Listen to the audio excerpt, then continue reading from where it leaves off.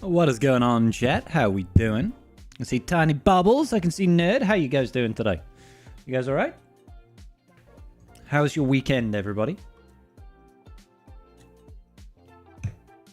Thrawny, how you doing, dude?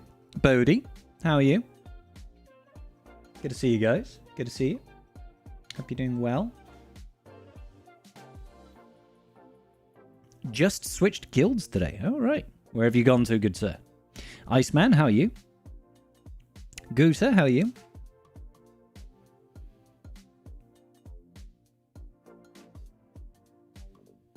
Celia, how are you? Axel. Lots of people popping in the chat today, I can see. I'm glad you're doing fantastic, guys. GAC sign-up hasn't been... No, tomorrow. GAC sign-up will start tomorrow. I'll finish on Tuesday. So it'll be in about 24 hours. Lots of questions in Discord. Retro. Wow. That could mean Karth and I will be busy. There's no Wolfie today. He is otherwise engaged. So it'll be just Karth and myself.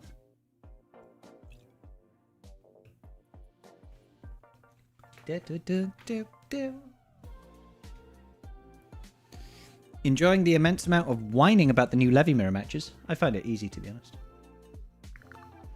But that's just me. There's still quite a few people in my shard that are just running 7-star punishing ones instead, so I just take in the Levy and go full auto. How much are we drinking today? Not much. Not much. I'm just having a beer. I think it's my last beer. So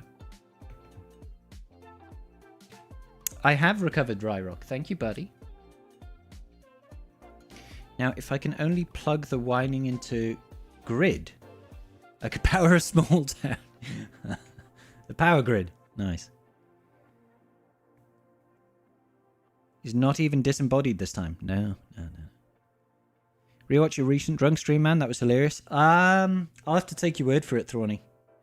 I forgot most of it, I think. But I hope it was entertaining. Our time change, I think, was last week, Ken. You were using profundity. Ouch. Yeah, that kind of sucks. Do. Did it do? Da da bo do bo bo bo bo ba da bo do bo bo bo bo ba da bo. Well. Boo doo boo boo boo boo ba do boo doo boo boo boo boo ba da boo. Ba da boo. Don't mind me. Drunk streams are always entertaining. Hey, Papa Derby, how you doing, buddy? You have to leave at 2. The drunkenness was quite absurd. I think you're probably right. I think things did get out of hand relatively quickly. We had too many people in the chat, you know, in a good way. It was me, Wolfie, and Ranger, right? Was there somebody else? If there was somebody else, I've clean forgotten. Being a Welsh gentleman, what's the best drink you would recommend to someone? Depends what you're after, really. Like, depends if you're after, like, a cocktail, or if you're after a beer, or if you're after some champagne, darling. Salami. I mean, you could eat some salami, but that's not very alcoholic. Playing Elden Ring for the first time. Congrats, Burrito. Bloodborne has taught me wrong habits. Yeah, they're a little bit different, I assume. Lots of money raised? Yes, I think so, Ice. A cocktail? So my favourite cocktail is an old-fashioned. But I can recommend things like a classic daiquiri. It's absolutely banging. A big fan of a bramble. If you ever had a bramble, it's a gin cocktail. You know, there's lots to like. You know, spicy margaritas. Banging.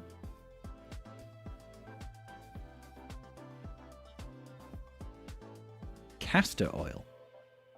I have no idea, Bodhi. What's going on, Essex? How you doing today, my dude? Diskin cider. Diskins, Rayrock. Diskins, yeah. Yeah, Diskin cider is definitely Ranger and also.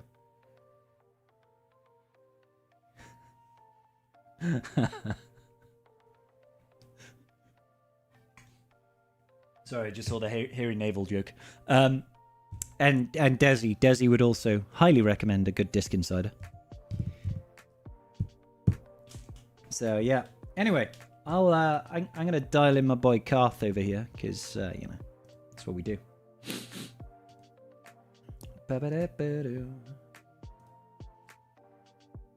Did I just screw my camera? I did not. Oh, wonderful. Hello. Hey, what's up, buddy? You know, living the dream. Living the dream? I know. Yeah, me too, man. I too am living the dream. Now I have to figure out whose. Yeah, well, exactly. It's certainly not my dream. Why can I not pop you out, Karth? That's interesting to me that I cannot pop you out for some reason. Do do do do. Ba ba ba. You're gonna go to Dublin soon. Would you recommend trying a real Irish coffee? Always, Bubbles. Always. A proper Irish coffee is banging. Not just whiskey in your coffee. How did you know? No, you usually float cream on top as well. But yes, otherwise, absolutely. It's essentially an Americano with whiskey and cream floated on top. Sound delightful. It is. Usually you need to put quite a bit of sugar in it to help the cream float, and that makes the Irish coffee quite sweet. Quite sweet and whiskey-ish. You're like, fuck that. Nope. I don't want no sugars in my whiskey. No. At that point, I'd rather just do Bailey's and Jameson, and then some espresso shots. That's fair. That's fair. Because at least that way it's alcoholic cream. Alcoholic cream. I don't do sweet very well when it comes to alcohol. Yeah, that's fair. I don't tend to do sweet either. But the occasional Irish coffee at Christmas time is quite nice. Yeah, I used to have them at the end of a night, on a night out in wintertime. Like, it would be the nightcap after a meal. Be like, yeah, let's have an Irish coffee. But the problem is if you go to a place and they make a shit Irish coffee, it's just not enjoyable. I suppose that's true of anything, really. But I mean, yeah, any drink that sucks is like, well, I'm gonna need one more because this was not the way to end it. No, well, indeed, and it won't be that drink because you fucked that one. No, not great. Can anyone else hear a really irritating clicking sound in the background? Is that just me? It depends. What is Discord picking up my? I can't hear any clicking. Have I seen Karth's Balen DC stats? I think I have, boss, but I've also pretty much sure and forgotten. Have you got like 150% offense or something? He's talking about my alt has 210% offense on the alt. Yeah. Ouchies. It's a little nutty, to say the least. It's slightly better than my 50% offense. Voice and video. No, we're still on the the road, Mike, so we should be good. Shouldn't be coming from me. No, yeah, your microphone sounds lovely to me. Every once in a while, I'll switch over to the camera, and then the camera one sounds awful. Yeah. / makes weird noises in the background, so that's why I thought it was me. Yeah. I feel you. Ophelia. Still don't know why I can't pop you out though. It's very strange. Oh, am I not doing the thing yet? Hold on. Oh, okay, no, I was just waiting for you to do that. That's fine.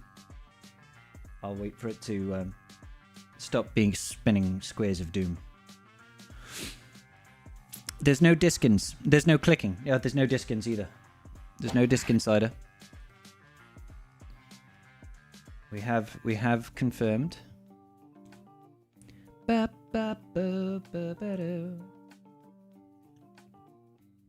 me do a little bit of shuffling. Shuffling. Yes, Karth is disembodied for the time being. He is disembodied for the time being. He's waiting on a round of applause from the chat to bring him out of hiding. That's all it is. Oh, it's just me being lazy. I start my camera with the cover on just because it takes so long. I want to make sure that it's actually capturing the right stuff before I full send it. That's fair. Showing my willy. I mean, well, that is a real risk. You do run as a streamer. You know, you gotta be careful that you don't accidentally flash the world. Because once that's up on the internet, it's there forever, baby. I mean, that's definitely a big part of it. Well, in my case, it's it's an average part of it. Besides, it's a good time for my music to stop. Right. Oh dear me. Oh, we have a Karth. I can see a Karth's face. Now I'll just have to set it up on my side. Let me see. If I go over here to this camera, and we get Karth there. Oh my god, his face is so large. Right.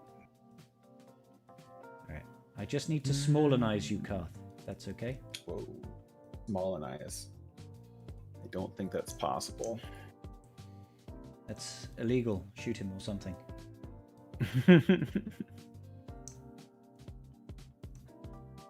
Yeah, the only thing is like the stupid amount of offense is really good for like Shin. But like everyone else, like it's so hard to reliably get out the damage. It's like you just sit there and take the punishment, and then eventually you'll be able to attack and kill something.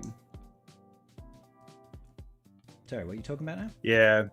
Oh, the crons. The Balen Crons that they have the super stats. Like the 200% offense is really good, but it just takes so long to get out like your damage depending on what you're fighting that it works, but it doesn't like dominate, I guess. Bloody moved over now. God damn it. Bear with me 1 second. Yeah. I still wouldn't grabbing the wrong one. Still wouldn't say no to the defense side of it. I think in the long run that the defensive stats on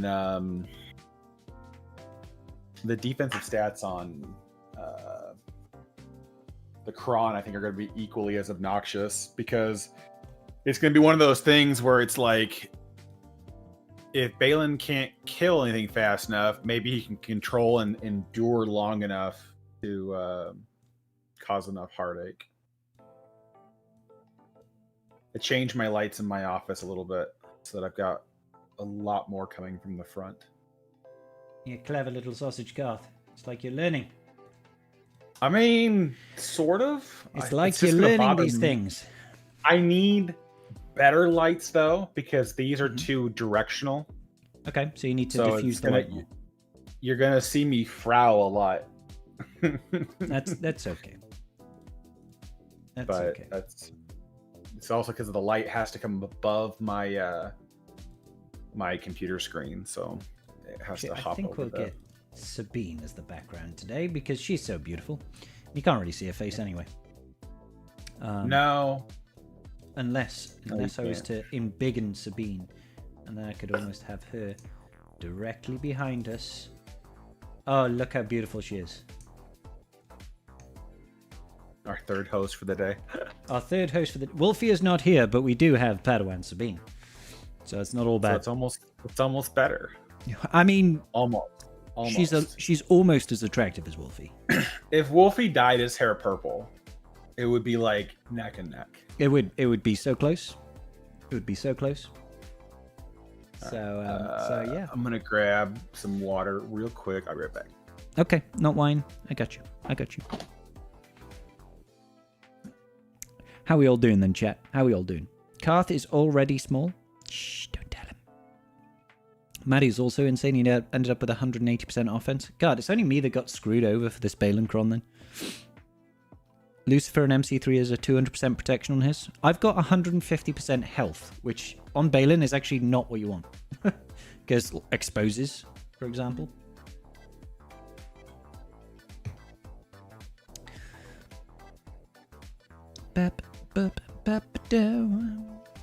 Which level 3 and 6 abilities do you recommend for the Balen Cron?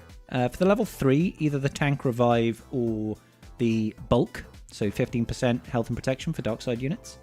For the level 6, it's either going to be the wordy Cron or it's going to be the 400% offense, 400% of your defense to offense.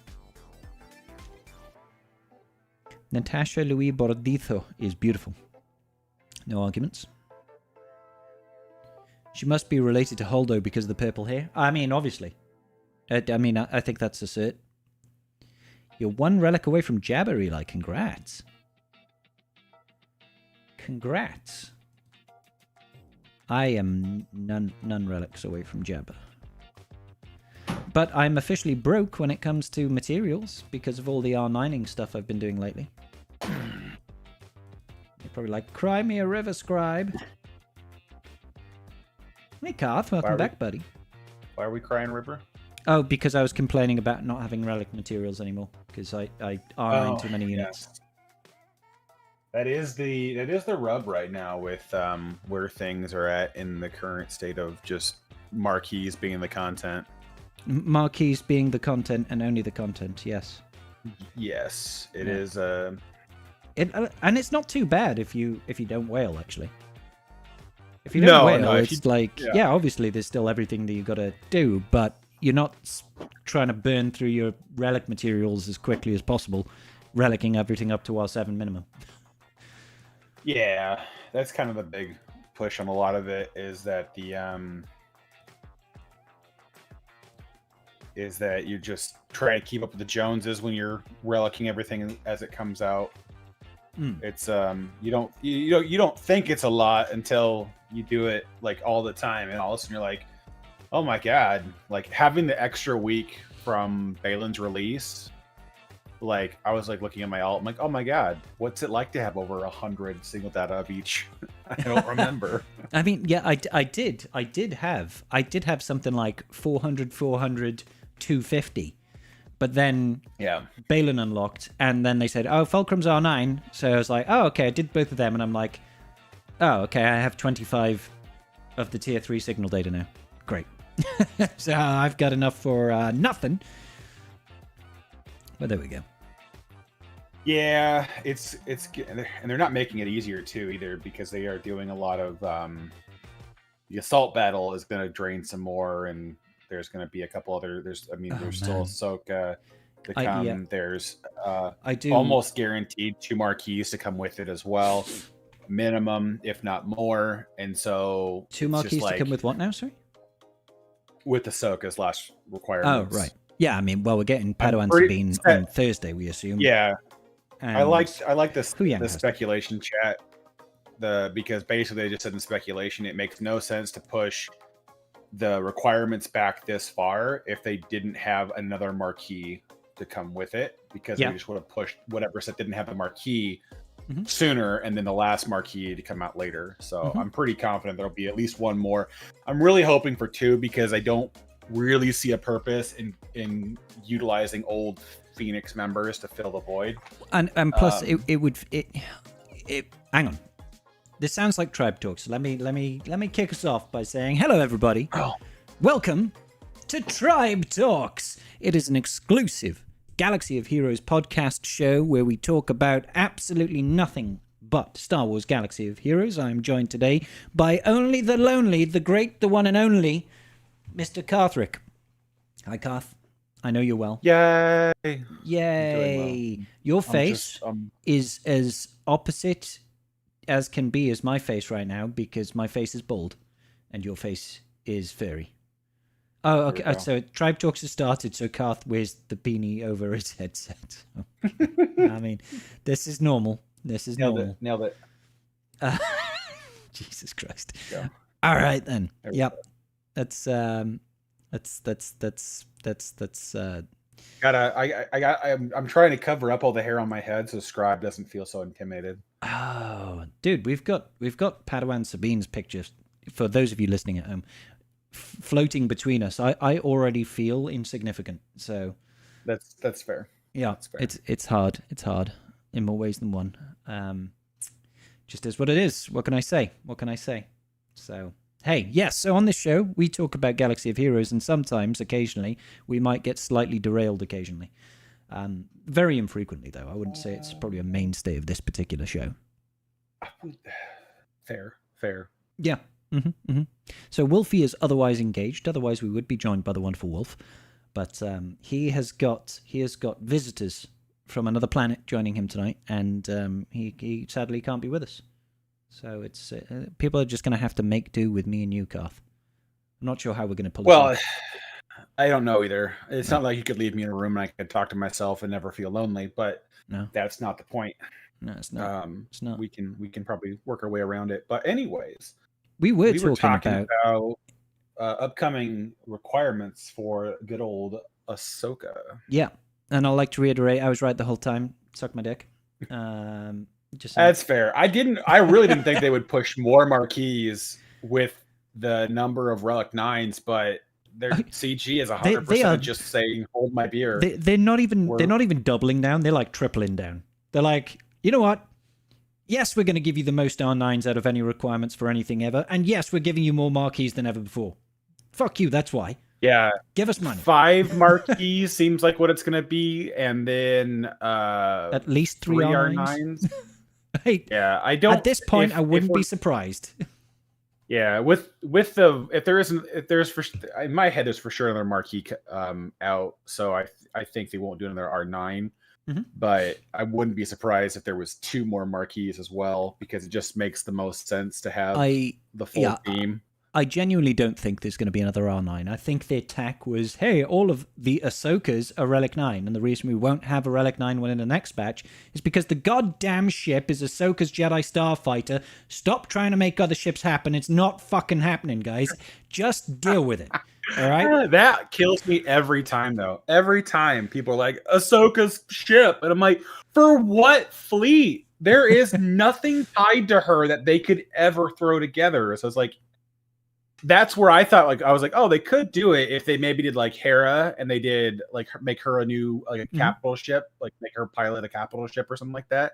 But no, we're not even close. No, we would need so many more ships. It's, you know, Ahsoka's ship is for the executor lifter. I don't think so.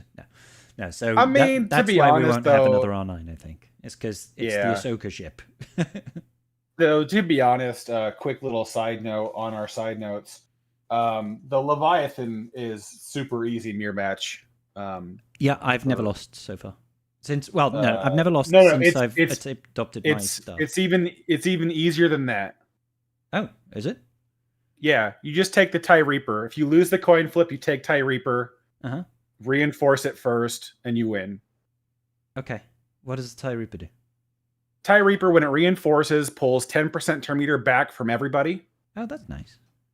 And then whenever anything is defeated, from all the enemy units, so capital ship and the field units. Okay. So pulls back 10% turn meter from that, and then whenever any ship is defeated, it pulls back 15% turn meter from all enemy units. So even your own ships. Yeah. No, all enemy units. Yeah, no. I mean, even if your own ships get defeated. Yeah, even if your own ships get defeated. Yeah. Okay. So that does sound like a slam dunk to me. But yeah. Okay, cool. I haven't lost it yet, but look out for my video tomorrow, guys. Yeah. So literally, you just if you lose the coin flip, you reinforce with it, and then if it dies, you still get the 15% turn meter dump. If it doesn't, and you end up killing some of them, or anything dies, then you're fine. Oh, Wolfie's trying to join. What the fuck? Huh? Wait a minute. Now he starts over. What? Hello? Wolfie is there. He's there. What's up? I'm confused, Wolfie. Yeah, I know. I was busy and I'm not busy, but I'm good. We're chilling. Okay. I said in chat.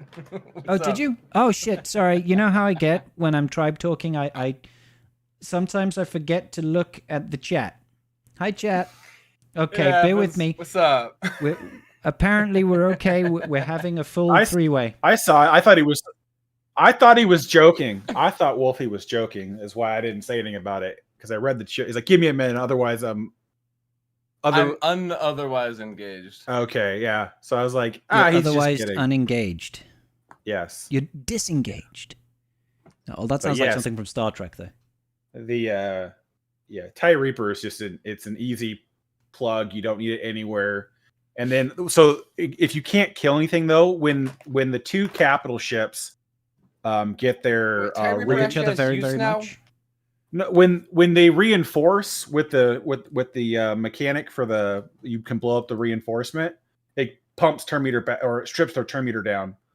So it's like you can easily just you can either reinforce your own ship as a sacrifice to push their turn meter back, or if they reinforce and they reinforce their first ship that's not the interceptor, it pulls their turn meter back anyways. So it just gives you enough wiggle room to get ahead of the Leviathan again by the time that the ult shows up, that it's really easy, and it doesn't even need to live itself. If it dies on its own, it still pulls it back, and that 25% turn meter total, usually it's enough to get you ahead of the enemy Leviathan. And then as long as you're sucks so hard. Can I just say as a side note, that's the solution? Just try and maybe strip some turn meter back as you sacrifice your ships and everyone fucking dies. Yeah, blow your banners just so that you can wait on the one tap instead of anything else. There are a couple other counters out there. I mean, there's an endurance counter to the Leviathan right now that's apparently working fairly consistently, and there's a couple other ones that work. There's Scribe's got one with beating the enemy Leviathan to the ult because of the debuffs. Yeah, race. Yeah. It also there's trying a couple to call options. assists and stuff like that. Yeah, and, the profundity can work as well because you can outrun the ult as well. Oh, so really? Profundity works? Yeah, yeah, it can. It's just hope RNG is not against you, and a few other things. But, I had no idea. But yeah, there's options. It's just going to be one of those things where it's like, how well does it play out for you? Don't mind me, I'm finangling in the background. There we go. There we go. Mr. Finangler over here. How we doing, Wolfie? You okay, buddy? We're chilling. Good. Rocking. What's up? I'm happy. Oh, This yeah, we're is- good. This is fake Wolf. Real Wolf wasn't here today. This is imposter Wolf. Sus as fuck. Sussy. I do like pasta. Pasta's good stuff. Wait, what are we talking about? I love pasta. Can I have some pasta? He called me an impasta. Oh, you're in pasta? I'm in pasta. Eat your way out, Wolfie, quick. For the good of the We land. can do it. Yeah. Yeah, I love need it. some sauce. Oh shit. Oh my god, my anxiety levels just jumped. I have not played Among Us in so fucking long. Oh my. Yeah, that was anxiety inducing and friendship breaking. Yeah, I'm gonna say the only way I actually enjoyed playing Among Us. I'm not sure if you ever played with Infinitum and Fish and all of them. Yeah, I did. But we'd have dance parties on the dead bodies and just sit there and fuck around entirely and just no seriousness, no anything in reality. That was definitely the only way way to play to it. enjoy it. Yeah, Yeah, it's like that was literally the only way to play Among Us. It is Oh, to God. not actually play the game. Yeah. Yeah. Oh yeah. If It's you were just- actually playing the game, you were losing. Oh, Sorry. see, my just favorite, to vote my off whoever favorite says way, orange. my favorite way to play the game is to make all the names of everybody very confusing to use in a sentence,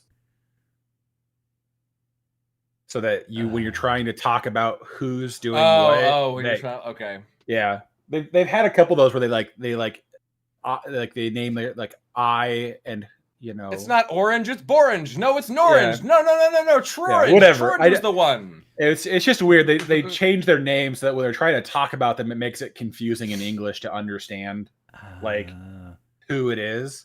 Can you change your name halfway through? Because I would just try and get everybody to have the same name. Who was I it? think yes. Nobody knows. They're all called the same damn thing. Yeah, it'll be great. It'll be great. Yeah. Anyways, Just have random little accents on the I. Just no, it's the accent with the I with the slightly to the right over here. No, it's the slightly to the left I. It's two accents. Come on. that could be interesting. How could you be this stupid? Jesus. Seriously, God, everyone knows this. Ugh. So as I said earlier, Jeez. we only talk about Galaxy of Heroes on this podcast. Yes. We are never distracted. Yes. Not even a little Never. bit. Not even a little bit are we distracted. Only sometimes, maybe, do we get distracted a little, but that Yes, never happens. Only though. slightly. Never Yeah. happens. Yeah. Yes. So And we when were it does, talking, it Wolfie, doesn't happen. about when it does happen, it doesn't actually happen. You just think it Yes. does. We were talking about Levy mirror matches, and Karth is saying that TIE Reaper is the solution. It's the Yeah, it's the that's cheapest weird. solution to the same strategy. It seems Like- it makes sense in my head. It's doesn't require any real thought, and it doesn't really change. Like, you don't have to worry about the coin flip, and you don't have to worry about debuffs and everything else. It just kind of happens on its own. So it's just, the only thing is that you're definitely, it's just not, it may not be as banner efficient if you don't have a very good Reaper, if you're low stars or whatever else, but you do have to have at least a 5-star Reaper for that to work, because you need the reinforceability ability. maxed out. Yeah, makes sense. I'm going to give it a try, and I'll probably make a video on it and pretend like it was all my idea, Karth. So thank you. But you can also use it as a sacrificial one if they happen to outpace you, but it should be your first reinforce, and then you bring in your interceptor. Well, the thing is, Your as well, interceptor, you blow up their tank, and then you is just pick apart the fleet. in my standard 5v5 comp for levies, I mean, obviously it's 5v5. In my standard fleet mirrors, the first reinforcement is usually I bring out Sith Assassin, but honestly, that doesn't even fucking matter. Like, it could be any ship, to be honest. So it might as well be the TIE Reaper. So Yeah, it doesn't seem to matter with the dual daggers. Like, it doesn't Exactly. really change the needle on that. You no, can make a video called #reasons to relic 9 your short trooper. You know? because the tribe Bring that- told me so. Bring that Death Trooper up a little bit, okay? God, it needs some love. Yeah, my Death Trooper, I think, is R5. He's not as sad Well, as my other Death Trooper, who's languishing at Relic 7 with an upcoming assault battle in 2 days. Yeah. I don't know why I'm asking, Karth, but are yours R9 already? No, they're not yet. Oh my God. Really? I am I'm asking. waiting. the right I'm question. Maybe waiting. Relic 9 I'm by now. waiting it out, but I I have a feeling in 2 days' time, in Karth's will Guild's happen. chat, it'll just say R9, R9, R9. it will happen. There's no reason for me not to. It just upsets me because I didn't want to R9 those characters. I actually Yeah, really right. wanted to have Seriously. an R9 Galactic Legend Leia squad when she dropped. So I was going to Do you take mean Ezra. So yeah. Yeah, sorry, Ahsoka. So I was going to take Ahsoka to R9, Ezra, Sabine, and then the other yet to be named characters. I'm sure the real reason you're upset is because out of all 3 of them, none of them are tanks. Ahsoka's a tank. Or No, are you talking I'm about? talking about No, Impermanent. when we have to Remnant. relic 9, god damn it. Yeah, none of them are tanks. All of them are that's That's right. trash. They're well, the Night Trooper and Death Trooper Peridia are trash R9s anyways, because they are physical attackers. So they don't get anything out of the R9 besides a little bit more physical Good. damage. Yeah. And then at least Enoch gets more durability, but not really what he needs in the kit. So now. I mean, he There doesn't is the not need argument- durability, though. Yeah. I'll say 'Cause- there is the argument to be made that there might, possibly be an upcoming assault battle. So there will be a dual usage over there. So same argument for Kenobi and The Poncho freaking- Bros? the Ponch Bros over Yeah. there. Yeah, of course. yeah, Absolutely. I mean, all this does to me is reinforce the idea that we're getting a Peridia raid that's going to be using Yeah. Imperial remnants. So, yeah, I mean, Yeah. it might happen. I don't know. Yeah. We obviously can't guarantee anything, but that's sort of what we're figuring is going to be the case. It's the new GL, it's the new Legendary, it's the new everything, it's the upcoming stuff. So it definitely makes It's sense. the stuff and the things, Oh yes. So, unfortunately, guys, I think that the stream might end a little prematurely today because there was no really any news. Nothing really happened Yeah. this last week. there There's was really not much to nothing. talk about. There was no puzzles. yeah. There were no new characters. There were I mean, no. honestly, Karth, as far as I'm concerned, there actually No wasn't a releases. puzzle because if there was, I don't fucking know. The that last was two puzzles I've been like, yeah, that's nice. I'm happy for you. Just give us Well, the fucking hey, character. at least on the upside, this one was a character that at least hadn't been announced. yes, Though not I officially. mean everything so, that it was in game, but they hadn't announced it. So technically speaking, it was something we didn't know about. But I did like the one guy's response in the clues chat. He's like, "We're either 3 hours or 7 minutes, nowhere in between." It's like literally, it's all it took is that somebody put it in Photoshop, started put it in colorblind mode, and then got rid of the red, and then it's like, bam, there it is. And it's like, oh, all right, cool, done. There we go. Fantastic. Yeah.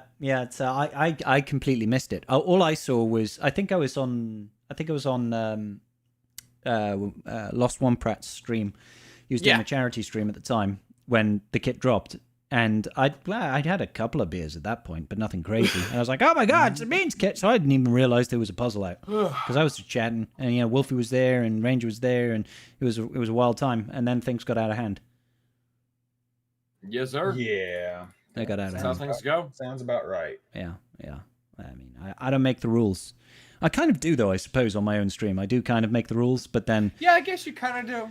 But, people try to push the boundaries in those rules pretty hard, and my liver does complain occasionally, but it's okay.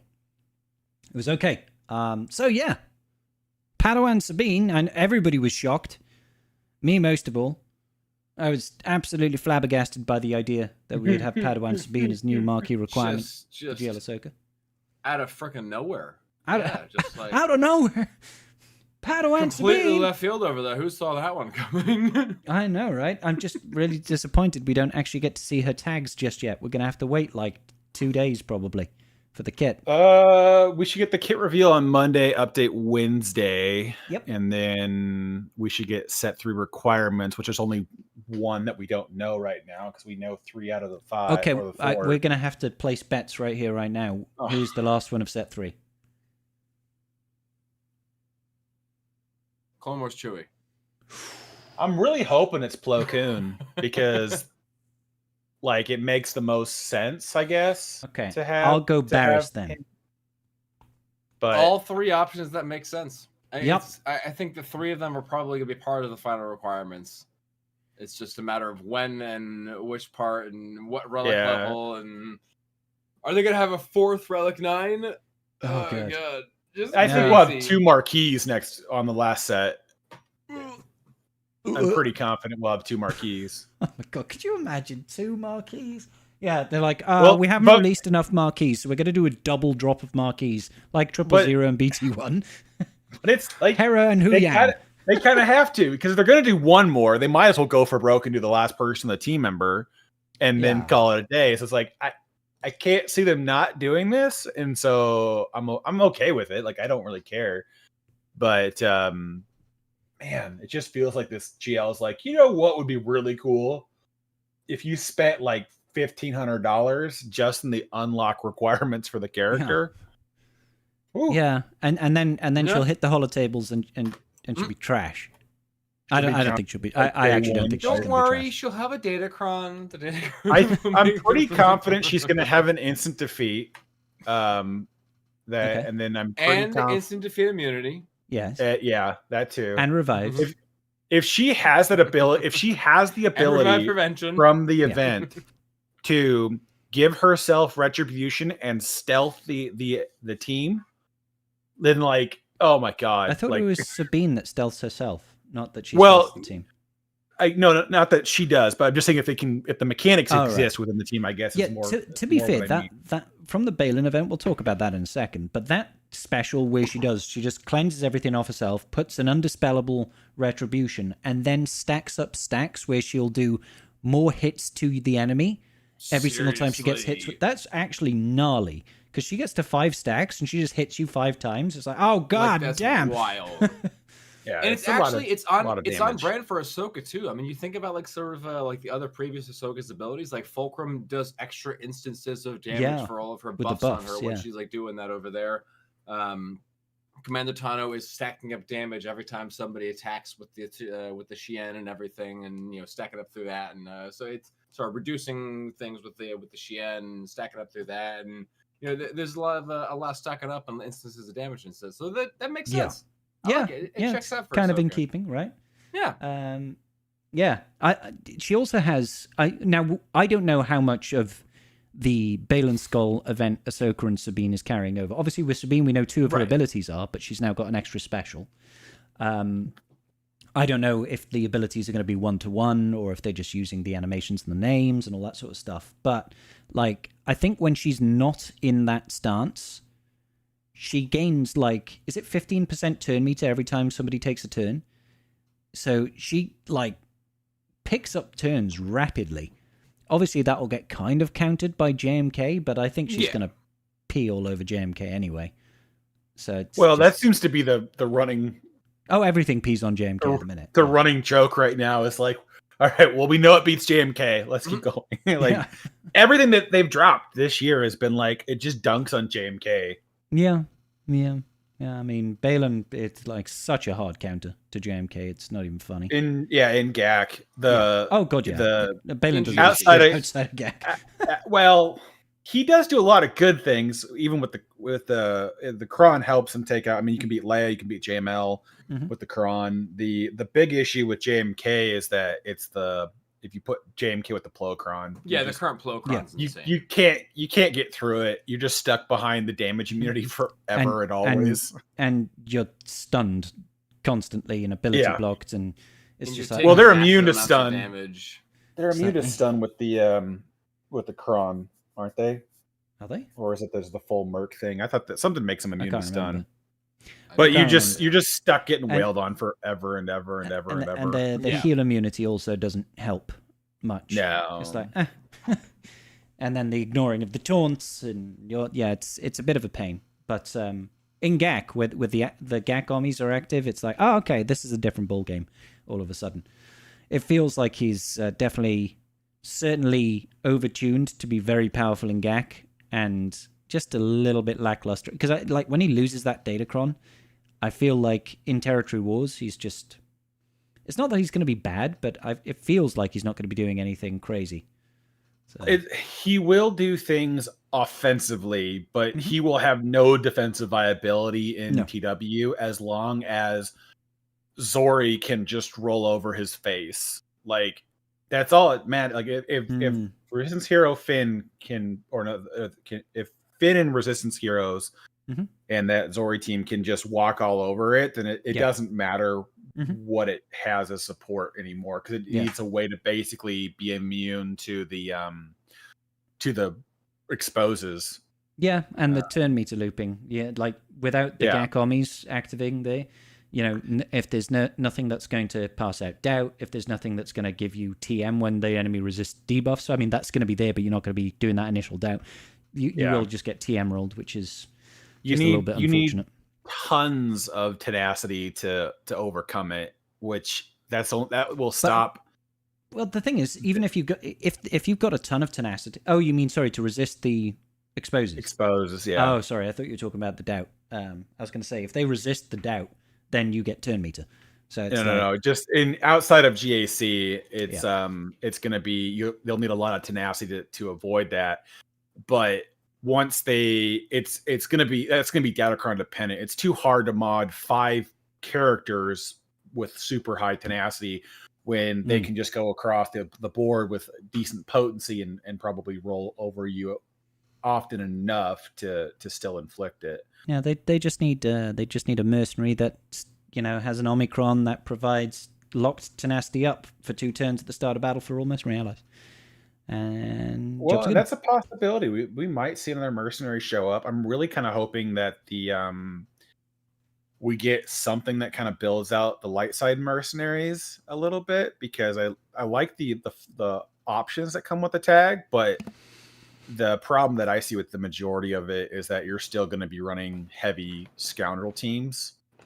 Yeah, I don't have Kira relicked at the moment, and I can't afford to relic it. I know, Wolfie, it's travesty, right? God. And I can't afford to relic anybody because of all the R9ing. no respect. So No- I know it's no Well, the complete part that- disrespect. No, The relic part that knight, Kira. sucks though Like, what are you even doing here? is that Failing. Hondo is like almost a prescriptive fourth for the team. For Oh, he's Balen's team mandatory as fives. far as I'm concerned for GAC. But the problem After the is that rework. his After his touch. his cron makes you want to pull him away. Oh, and in that- 3v3, I'm pulling him away. In 3v3, No, in he's on his fives. own team. In 5s, I'm still tempted to pull him away because his cron is so good in 5s that it's just gonna do enough to tough, want me to yeah. pull him away. Because I don't think with Balen with his Omicrons and with his cron, I don't think it's gonna matter who sits in the 4th and 5th slot. That extra 50% defense, sure, but the cron adds 200%. You know, it's like, what are you really going to get with those ransom stacks by the course of the battle? I think it's not going to change the needle at all. I think it's more around the additional control, being able to capture someone at the start of battle. All of a sudden, they're working with 4 characters instead of 3. It's like, I think that benefit is more useful than Yeah, but I think than the stacking. I think for a lot of people, you're going to kill so fast that you're going to run into the same problem that you always ran into with Hondo, is that you'll force him to escape on your own. That would be quite funny. Yeah. And so it's like, I feel like as long as using Night Sisters again. Yeah, exactly. I just think it's not going to be worth the trade-off right now. I think it's going to be better to split them, take a mercenary squad with either Kira or Dash lead, take some other mercs, throw Hondo with that, and you're going to have a very annoying, because I mean, you do the 400% offense to equal to their defense. Yep. And then you take that in with Hondo. And then, you know, you got mercenaries that just be out there clapping cheeks all day. And Hondo's just along for the ride to be an actual pain in the butt. But yeah, I don't know. I don't see. What do you think you're killing with Hondo though? At this point, it's just going to probably be some of those lower hanging GAC teams that are still like the Omicron ones. So I think you'll be able to deal with things like Malgus and Fuck, when did Malgus become low hanging fruit? the last time, however, remember the last time that Hondo had his cron, it was back in the era of the dodge meta. So he had a shitload of extra dodge and evasion and everything to go along with all of that. Oh, with stuff. His because he has outmaneuver as well, doesn't he? Yeah, he's got outmaneuver, but I think foresight. He's got the outmaneuver. He's got a lot of like evasion and stuff going on, and so he had a lot more evasion along with the cron, just because he was part of that whole dodge meta with the Lord Vader cooldown reduction bullshit and everything. I think I repressed those memories, Wolf. You might have. Nah. Yeah, So. I just think he's got a lot of options of what he can do, because he gets the additional 9 stacks of ransom. He gains protection up whenever he uses his basic of 100% for 2 turns, and he reduces his cooldowns by 1 whenever he uses a basic. So you just gotta, if you run into a ramp quite quickly. Well, and if you can call him to assist frequently, you're gonna get, which happens on a dash team. Dash's basic will call all prepared allies to assist. Yeah. If you have Kira there, she can call the assist. Stop you got talking options. about characters I've not invested in. It's the traditional Hondo sort of spot. Yeah, I somebody's think going to bring up Vandor Chewbacca in a second. I'm going to go in a sulk. I think if you have that, Vandor Chewie. It's 2024. He's a nerd. Just get Vandor. That like his scoundrels. Yeah. But no, I just think in the large scheme of things that the damage output the mercenaries will have on the level 6 will give you enough of a trade-off to make Hondo on his own team make a lot of sense. I just don't see the point of condensing that much power together. Hondo helps a little bit, but I think in GAC, I don't think it's going to change a damn thing of what he can and can't counter. No, I'm going to probably figure out how to make him work on defense. I'll figure out something to backwall him. I think day 1 I want to take him on offense just to actually use the damn team. The problem is that his best counters right now, which I think are Jabba and Slacker for GLs. Yep. Slacker doesn't have a job anymore. Like, he's back to being a free agent because he won't counter Great Mothers. He won't counter think Great there's Mothers. We think there's anymore. still a chance. You know, he's still got It's some not a- Terminator looping. He's still not got a a lot good of, one. lot of stuff going on. That already Not a- tells not a me good Great one. Mother's front wall south, Balen Yeah. back wall south. Yeah, but I do mean, anything I can to pull Jabba.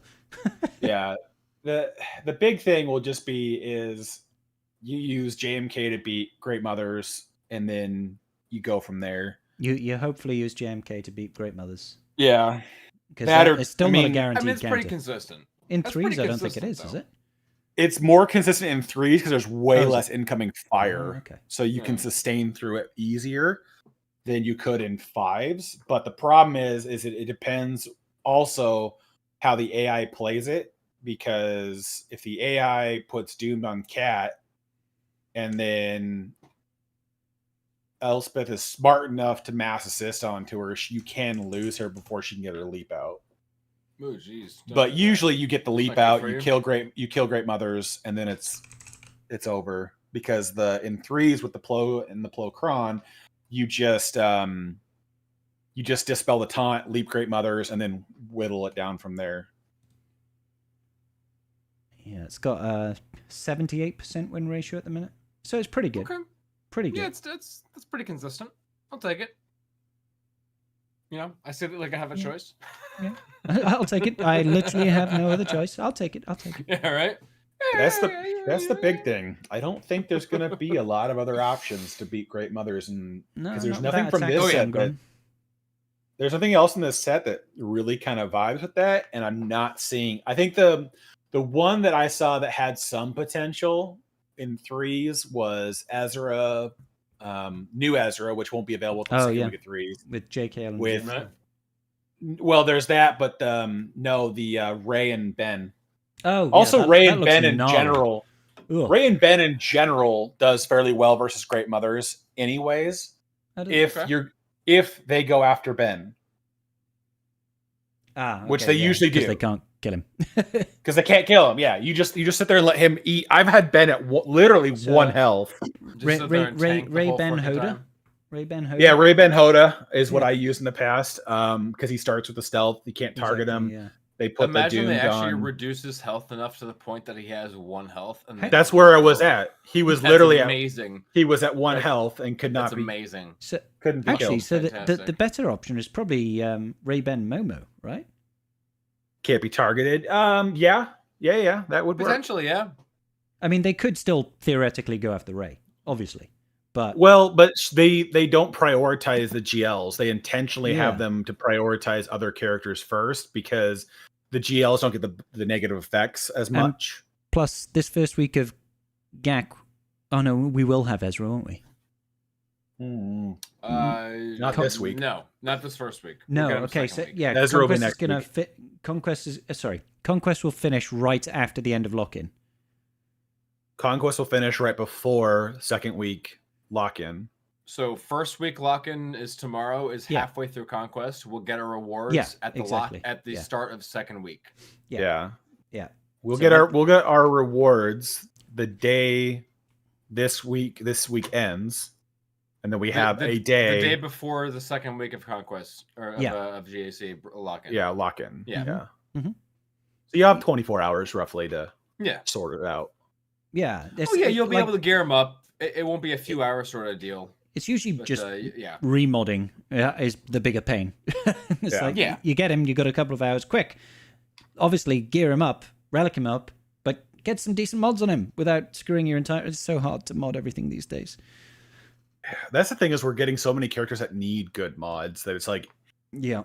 that was at least with the new Imperial Remnant units, it was like I don't really. It's like their mechanics. It's really like the functional Yeah. part of it, not really their like having god tier mods. It's like I Well, can yeah, get away with and- shittier things.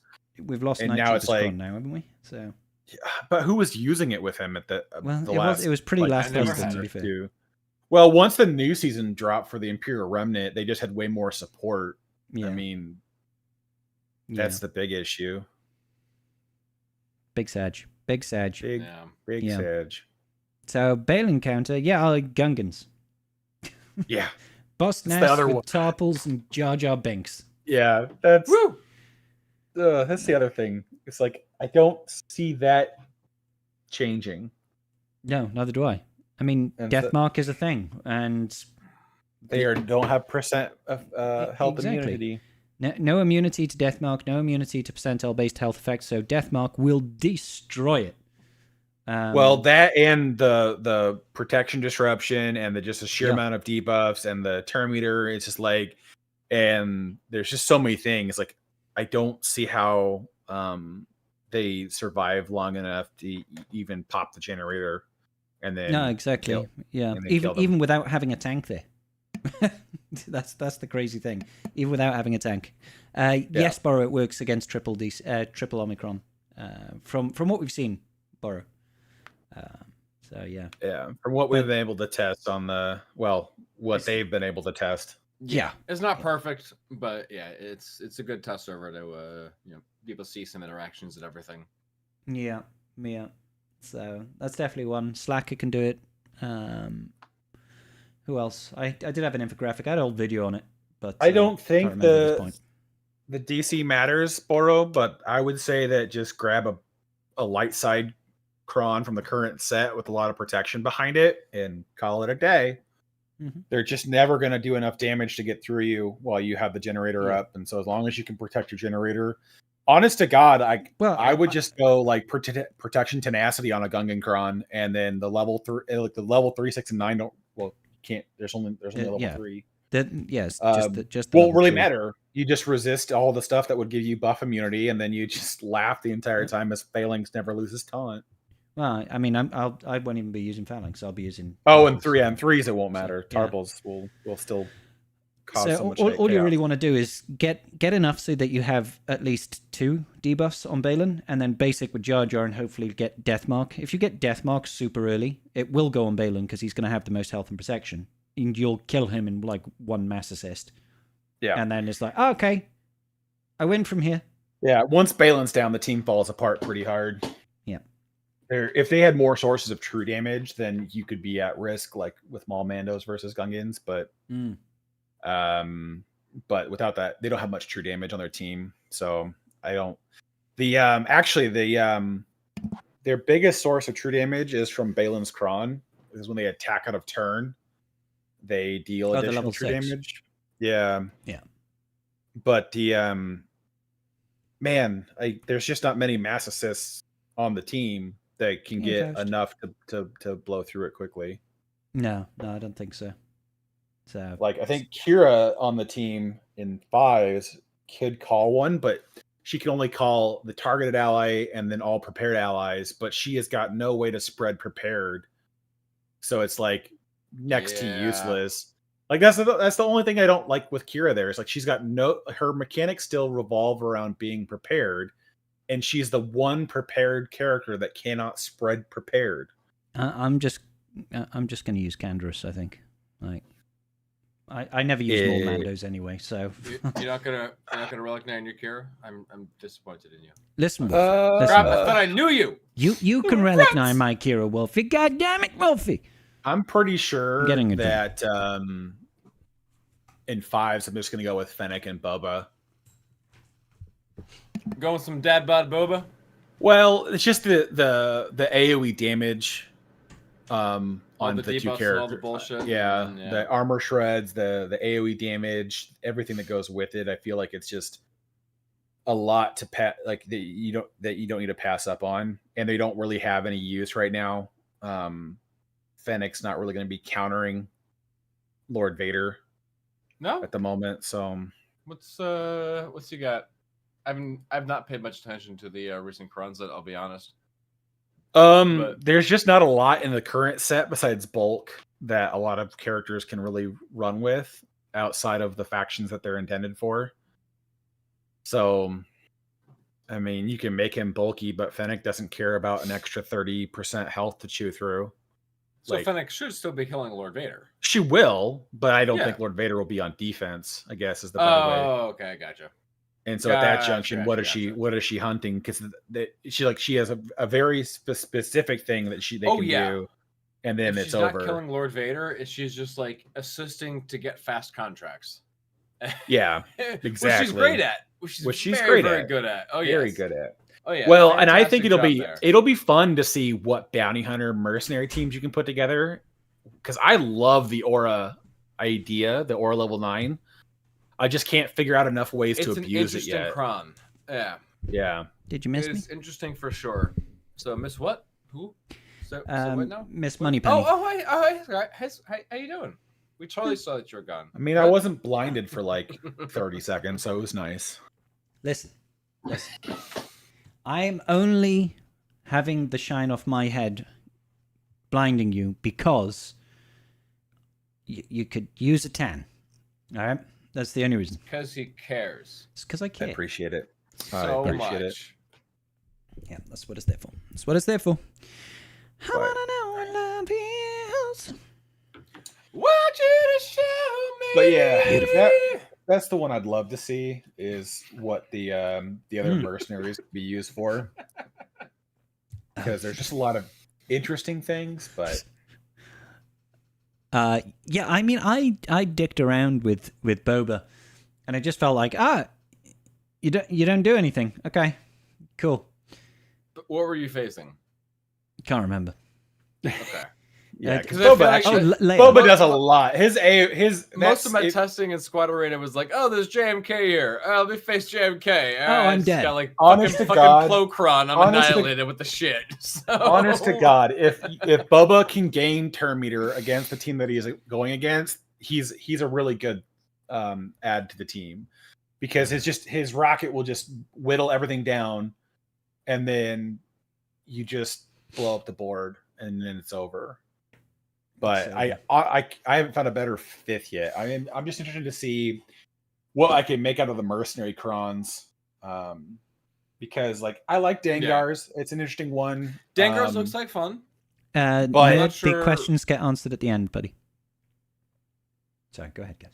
You're fine. Yeah, I'm not sure the actual like use case for it. Yeah, application. Yeah, annoying. Yeah, the like, application. I'm just like I'm trying to figure out how I would use these because like I love the aura sing one where you get the level 6 that whenever a mercenary uses a special, they stun. She will take a bonus turn every time someone's stunned. Great, you can have a good time with this, but I can't see how I get the ball rolling fast enough to make this worth the effort because exactly like Aura taking a few extra turns, like is she gonna really kill anything? And I feel like the answer is no, because like her whole gimmick is leading bounty hunters, and out of that lineup, only her and Zam are mercenaries. Everybody else is just a bounty hunter. So it's like, you need Bosk, he needs to be there. You need Grief for the second mass assist.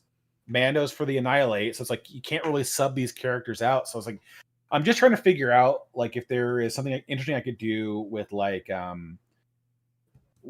Slacker or Lord Vader, where like these bonus turns or whatever mercenary stuff you can kind of utilize somewhere. But all I'm pulling up right now is just big old cans of nothing. It's same as the Carthanasty Cron.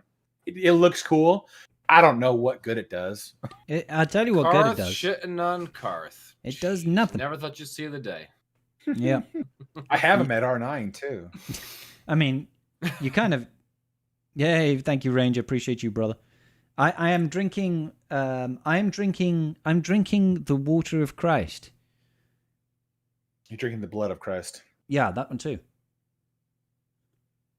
Well, I said the water because he asked me if I was drinking water. And I wanted to try and make a tertiary. Well, you turn water into the wine, yes. Exactly, that's where I was going. Yeah. Yes, but yes. Hashtag go team atheist. Jesus water. When you have communion, the wine represents the blood of Christ. The water, so it's right there. I'm with it. I know what he was trying to say.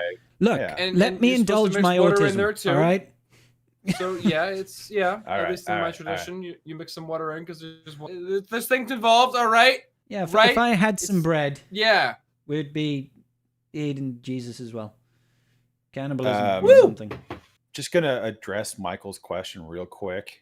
Absolutely not. No in the questions. YouTube chat. Oh.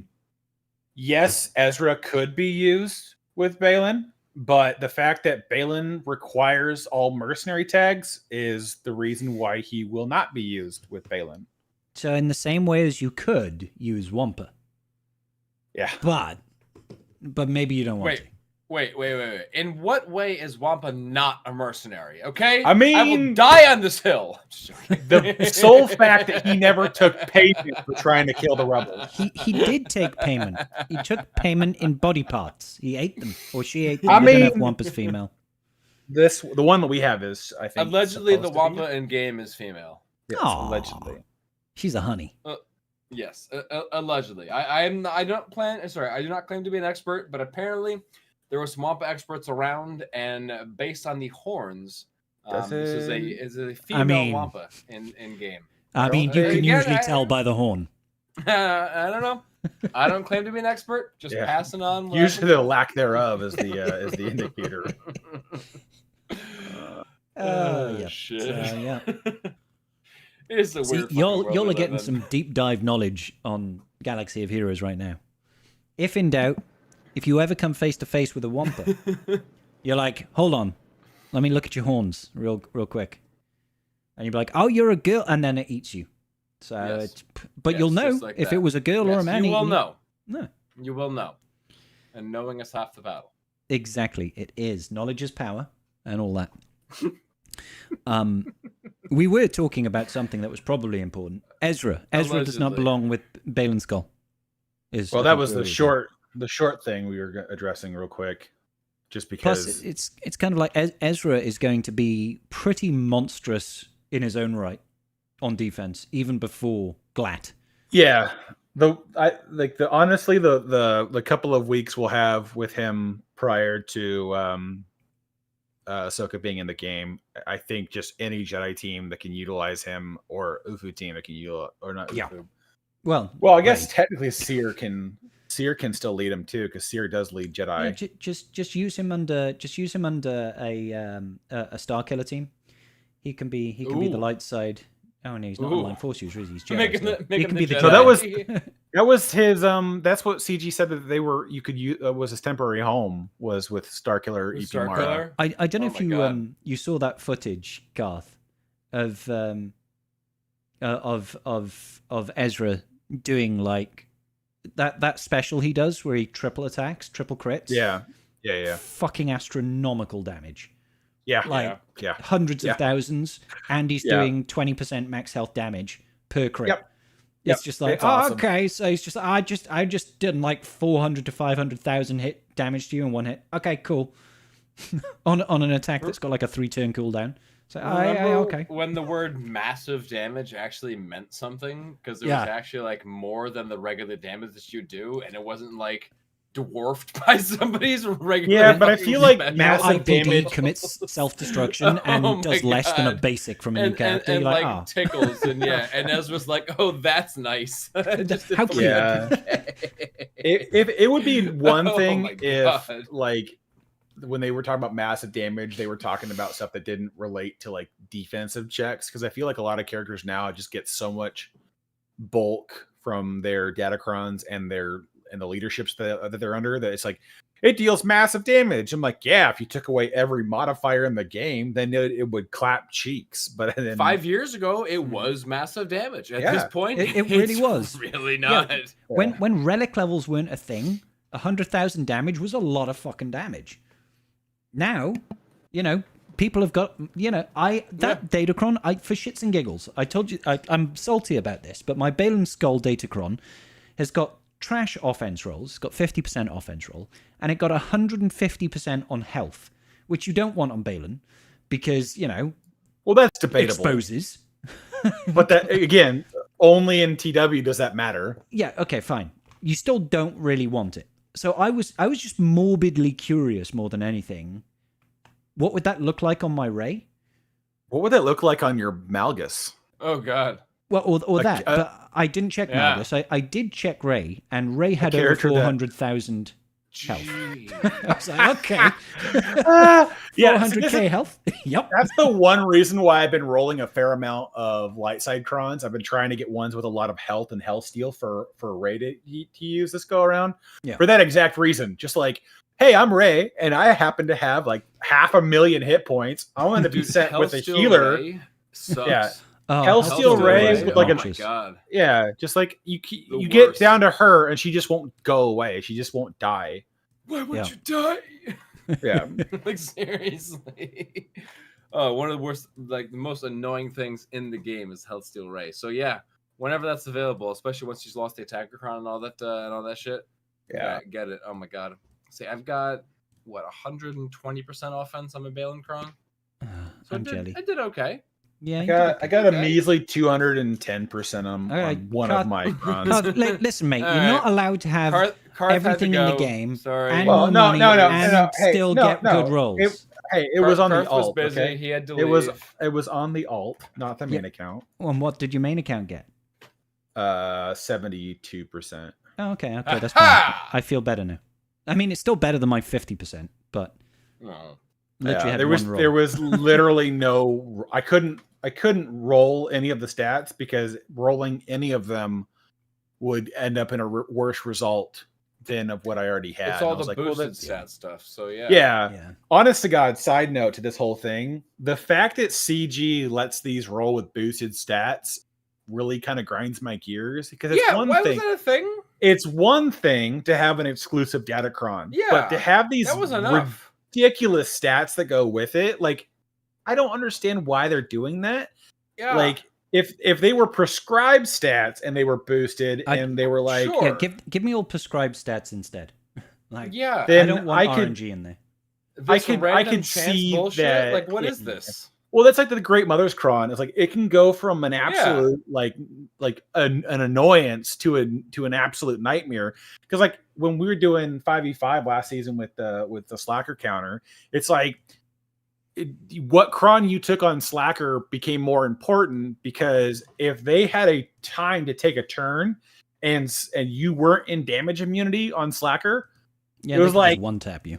Spirit would one tap you for like 300,000 damage and down you go. It's like, Yeah. Excuse me. First of all, how dare you? Second of all, where's my team? Yeah. Like I switched up the characters I use in the team for the sake of having as many AoEs as possible, because even if you cleared me, Slacker was the only one left, because if they took a turn on, I think my alt had like over like 150% offense on the on the nice. Great Mother's Cron. I had 115. If they take a turn, the AoEs will kill the entire board, and then you just pray to God that their Slacker wasn't in DI at the time. And like I feel like that's just kind of a dumb advantage to have in the game when you have people that wailed on the character. They have Great Mothers, they've got the Cron, but they got 300% health instead of any offense at all. Like, oh goody, like it makes it slightly annoying, but it doesn't stop the counters that still win. Oh, Yeah, my it's like- Great Mother's Cron was a JML Cron. Yeah. I had Was so it much protection? protection on that Cron. Oh my god, that was like my my Barris Cron is I would use with JML because it had 100% protection on it. Ah, So I would just put Cal He's like, in well, fuck me, I riposte guess. and then one tap all the enemy. It was like That was I would- yeah. I would Attacking fight- with protection. yeah, I would fight I will never Leia. get tired of that trick. Yeah, That's a I'd fun fight trick. Leia and just be like, "Oh, Tank Cron, wouldn't it be better?" There goes all the characters besides Leia, and I'm like, "All right, so now all we do is just suppress her into the And then- floor and then Yep. just hit her under protection with Cal." And we have a Can good we time. can we for a moment appreciate how I feel Balen's level 9 is just like it doesn't even hold a candle to GM's Datacron. Well, It's like, yeah. oh. In fairness, though, GM's Datacron is Treya's leadership plus bullshit. Plus, like, plus a lot of really good stuff.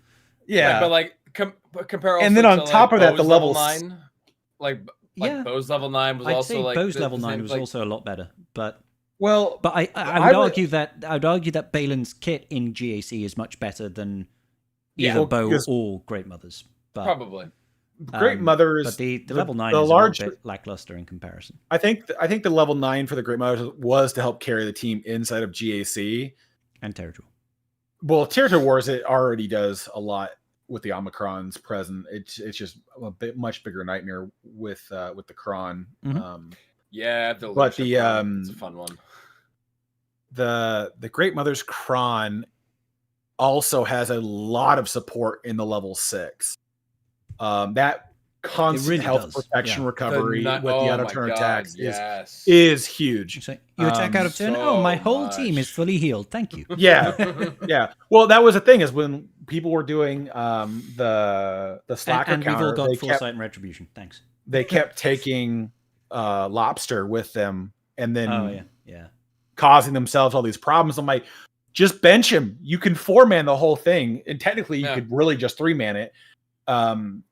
If you have a turn meter level 3, but you can just go through this entire thing with an underman and still wind out with better banners than otherwise. But yeah, just an absolute nutty Cron. Yeah. I'm more okay with the Balen one being a little less formidable. Because I don't like the idea of exclusive Crons in general. I don't think it's the way to market characters. I agree. I don't like plus it feels so funky as well when the Cron disappears and you're like, oh shit, what actually works against this now? What can I use this on? So much Does power it hold drops off. Yeah, I just kind of wish sort of catered the Crons like towards the new characters, the new releases, and everything. So there's always been sort of like that kind of aspect to it. But like them delineating it so clearly and saying you must have it for this unlock, and you have the exclusive Cron, and like it's a little bit weird. I mean, it feels like you have a little bit of a handout to the whales and everything. Obviously, like they need to do some things every once in a while to cater to the spenders and whatnot. Especially after but I don't feel this is the way. Structure.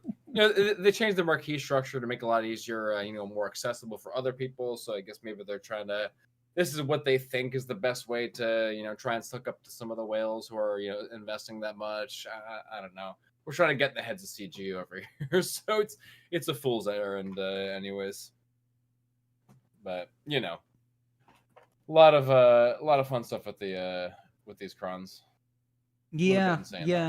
I mean, should we, since all of us here got Balen, should we talk about thoughts on the Balen actual event? Oh, I mean, it wasn't bad. It was okay. I think it was a bit disappointing that it was just one tier that we did 3 times. It was a bit of a letdown. I would have been a little. I mean, that's for sure. I would have liked there to have been at least different tiers where we utilize the different characters required for the unlock. Yeah. Not using Great Mother or Thrawn at all was kind of a letdown for the event. That's for sure. The event has a bug, which will make it easier when they fix it. Well, Sabine not losing her, and then her blue buff, getting stunned again. Yeah, that's a little bit annoying. Sabine not losing her blue buff did make it more challenging to control the team, but like, honest to God, once you get the strategy down, it's very doable. It's not like it's a hard fight. It's honestly just like, do you move before them? And then once that was accomplished, it's like, all right, now just focus down Sabine until she dies. Use your crowd control and other effects as needed. I thought from a mechanic standpoint, I thought it was actually a pretty well designed thing because it wasn't RNG based.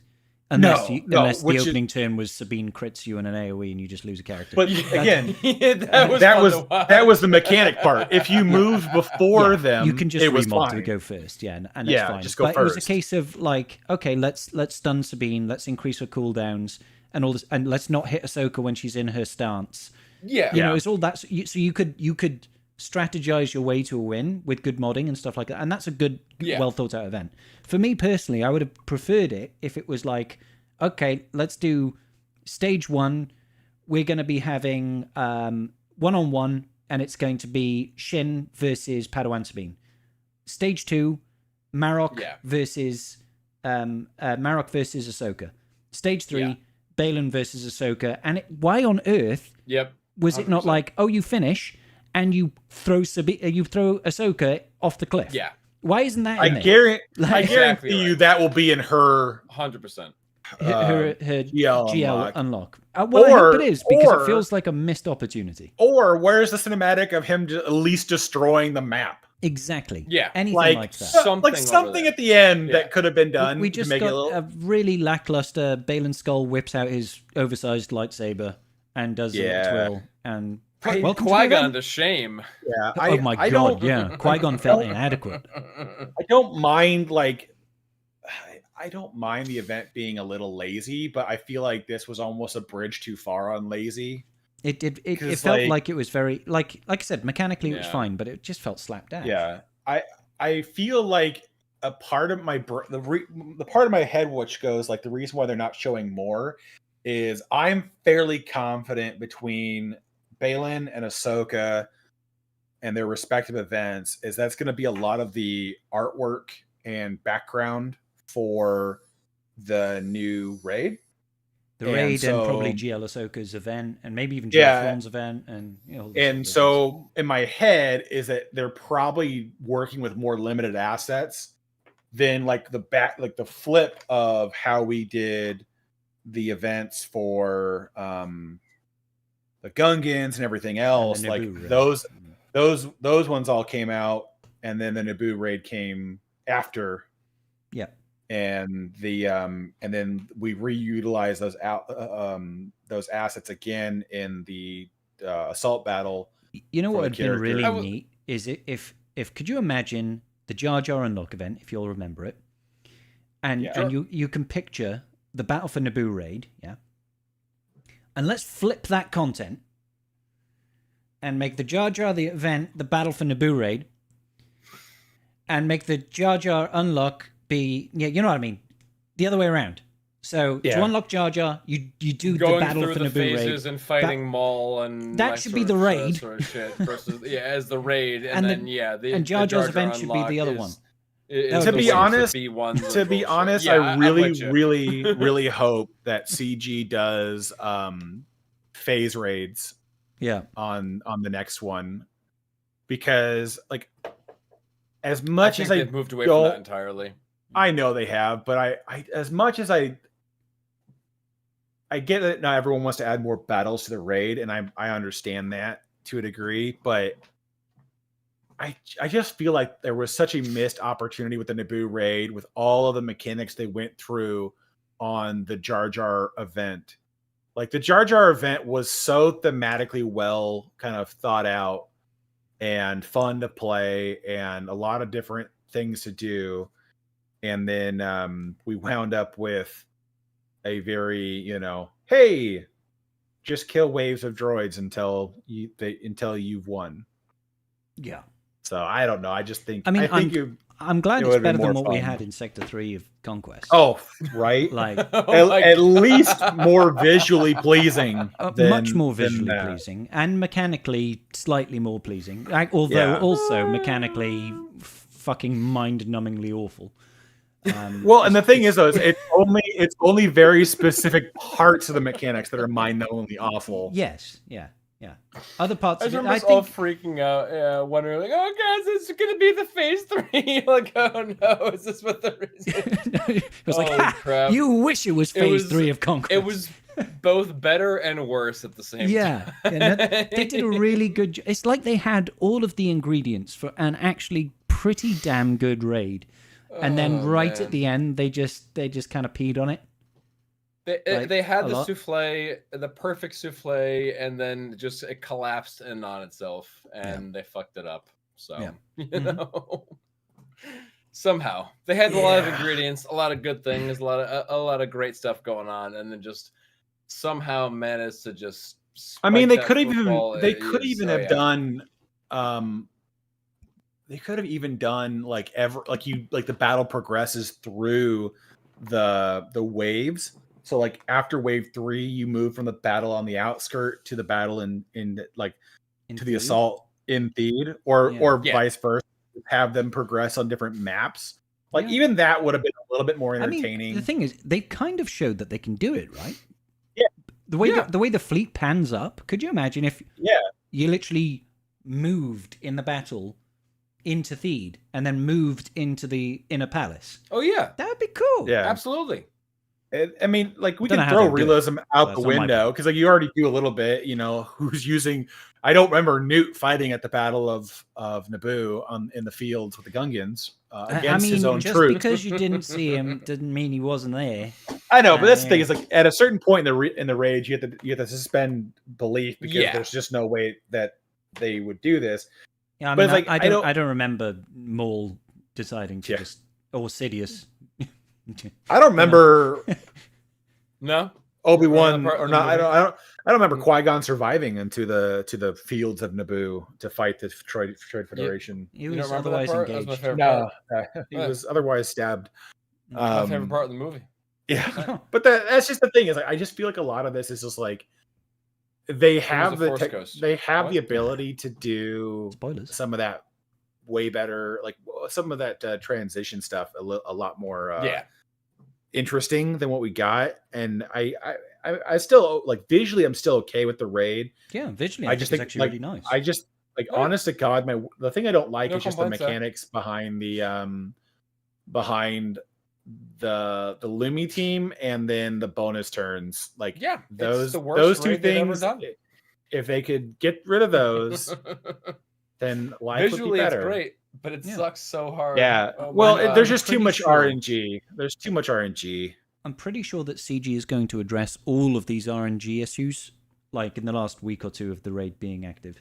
Honest to God, I'm just perplexed that CG did not do nobody tell us more raid armies. Like I honestly, like that's what one thing I was like if they were 10 Omicrons for a raid team. Yeah. And we could have gotten an army for a team that goes well with Keller and Beck and a Lumi army, not necessarily for her, but somebody on the Lumi team like Eth Koth or whatever, Kit Fisto or somebody on the team to make the runs easier. Everybody would have applied that if it was a 10 army thing. And I'm like, they could have put an Omicron on Jedi Consular that says. If there is a Galactic Republic leader in the leader slot, change their typing to healer. Raid on me, and then boom! Oh yeah, Keller and Beck loves it. Oh yeah, so would she. That would slap so good. But that's the thing is like, there's just so many things that they could have done to make the runs easier. Because like the best dark side run is of course an exploit that they didn't think of, and then they let us keep it. But it's just using B2. The B2. B2. The B2 leadership still stayed, didn't it? Yeah, no, that's what I said. Is that it was an exploit that they allowed us to keep. Sorry, I thought you were talking about the B1 stacks. No, that one. They got rid of that one. That one, I don't think they should have fixed either because it took so much time to ramp the stacks that I'm like, they should have added. You might as well have just let us. Might as well have it.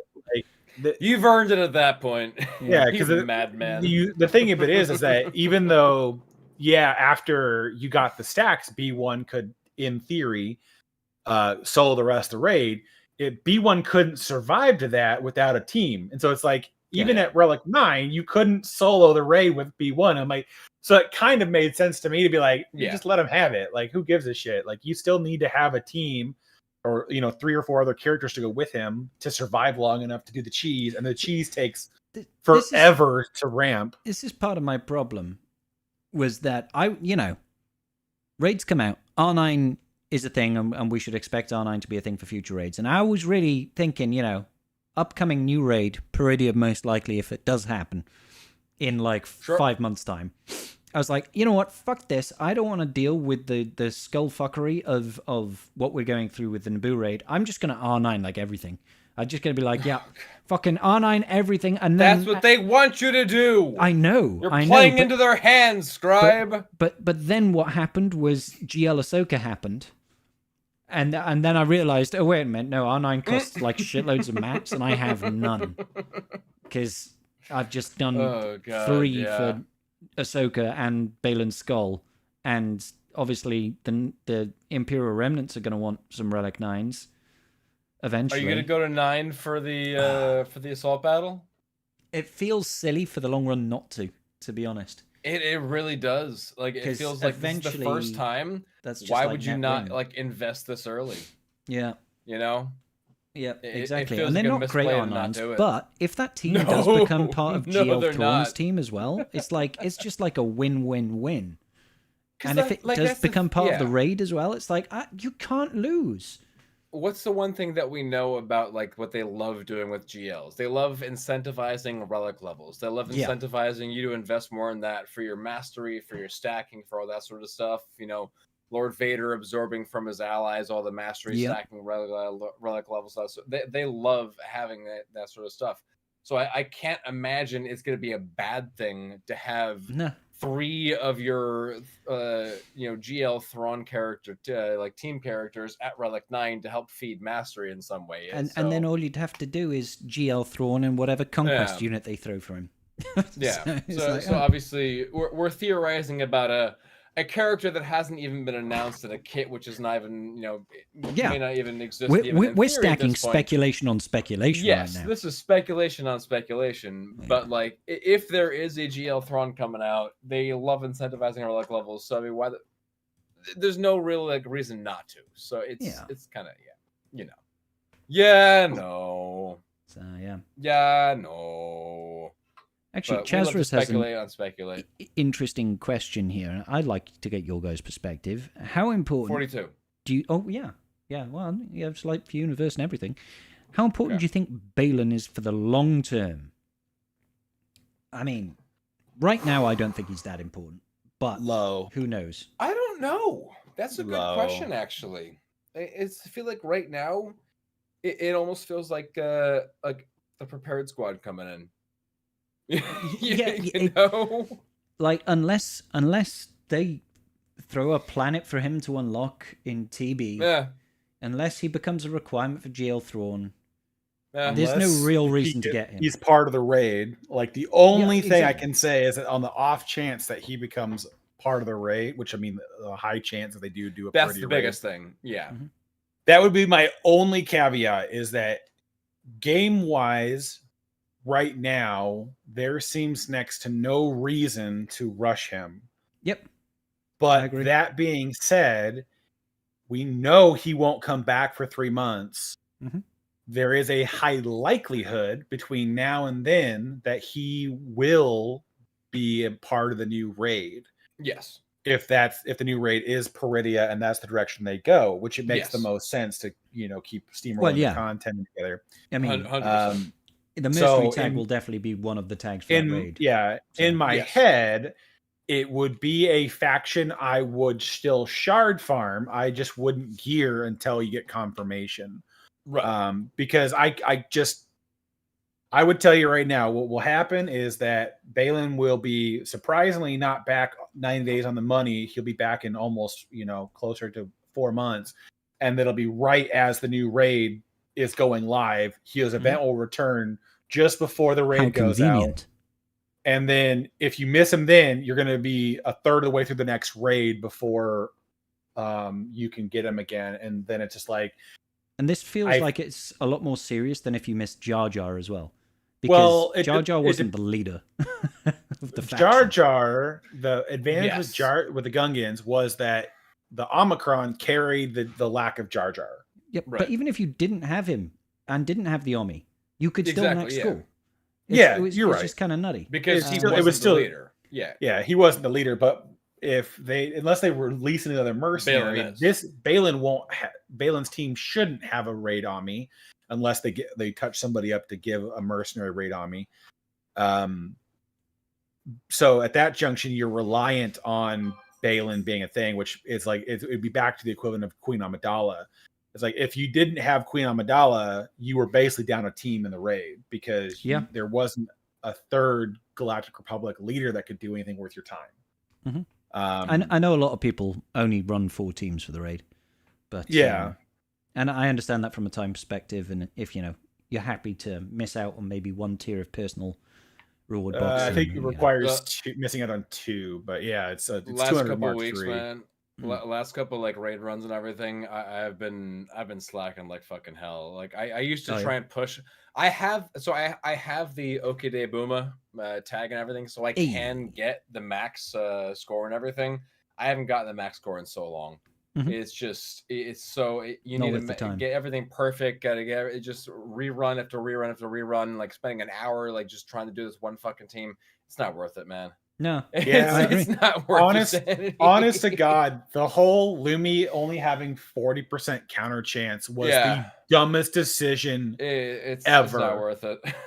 I'm like, why? Why do that to everybody? It's like you should have been higher counter chance, or you should have changed like if potency up is dispelled, apply potency up for one turn. Like that should have been in the mechanics, because it's just like I can't tell you how many times like they all have 100% turn meter.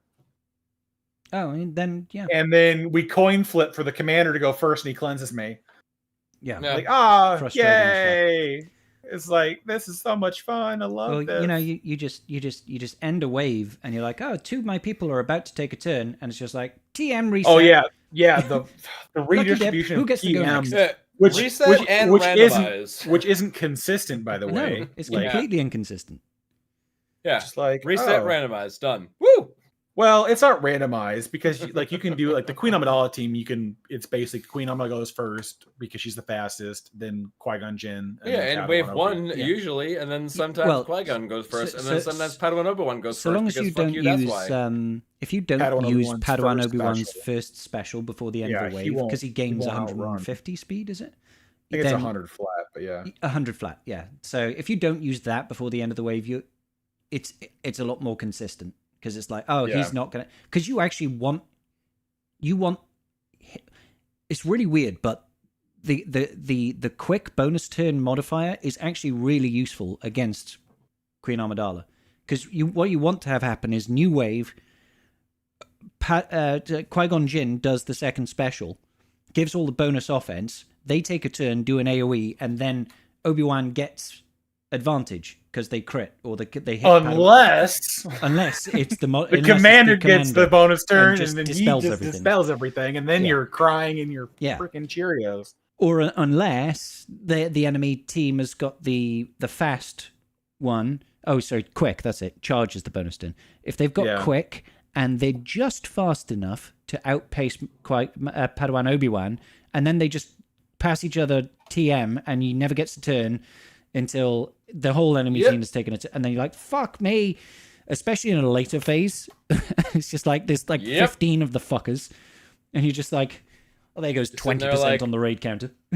You're like watching the turn meter, like the turn order thing on the right, and it's like, no, it's a droid, it's a droid against a droid. It's why is it fucking droids again? Stop being goddamn droid turns. Stop. Damn it. The turn meter, the turn order counter that they added was both helpful and incredibly infuriating. It's so incredibly helpful that I never fucking use it. I'm just like, I don't even use it. I'm just like, turn meter just moves around too much. If sometimes it could tell you who won the coin flip in certain matches, it would be great. But the thing is, though, it won't. It will arbitrarily choose one of the portraits to come first, and then still go. I have noticed that, like in fleet mirror matches, it's still the other guy. You're like, son of a. In Leviathan mirror matches, especially, you'll look at the turn order and be like, "Yes, I'm gonna go." What the fuck? It was just okay. I guess not. Cool. Yeah, that's fine. I guess why not? So. Yeah, no, you don't need to go. You don't need to do anything. You just need to sit there Leviathan mirror matches especially. It is like the worst for the turn order counter. Speaking I don't know why. Aoi is saying he's still mad at the TIE dagger buff. And I'm over it now. I'm like, okay, this is fine. I'm just like, yeah, okay. I'm still gonna mirror Leviathans. I'm still gonna win 90% of them. I'm okay with it. So that's just me. I know there's a lot of people that will like. There's going to be a lot of people that pissed off because they're like dependent on the Chimera counter, or they were really happy that the executor It's really sad that it's gone. You know, I used to love that shit. It was good. Its value has dropped off a cliff. Yeah, If And you it's not can't a gain cheap turn fleet meter, either. yeah. If you can't gain turn meter, sorry, you're just done. And yeah, Yeah. you needed the scythe. Yeah. Like And- you needed the Grand Inquisitorship. So if you didn't invest in the legendary and the scythe and the everything, yeah, it was not a cheap counter. Exactly. It was not a cheap counter. It deserved to stay, in my opinion, but I'm not going to. I think it was an overcorrection. Lose hair of it.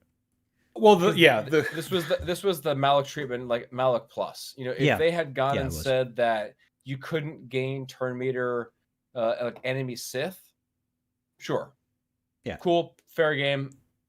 All enemy dark side, that's too much. I think this was an overcorrection. Just completely fuck over the Chimera counter.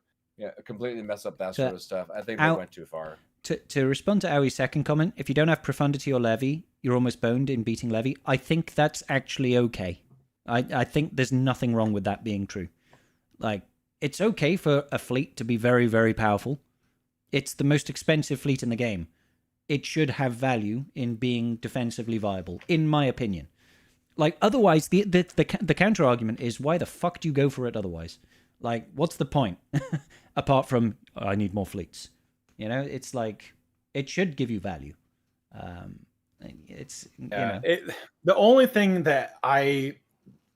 only reason I don't like the dagger buff, it has nothing to do with the end result, because I'm more of what your sentiment is here.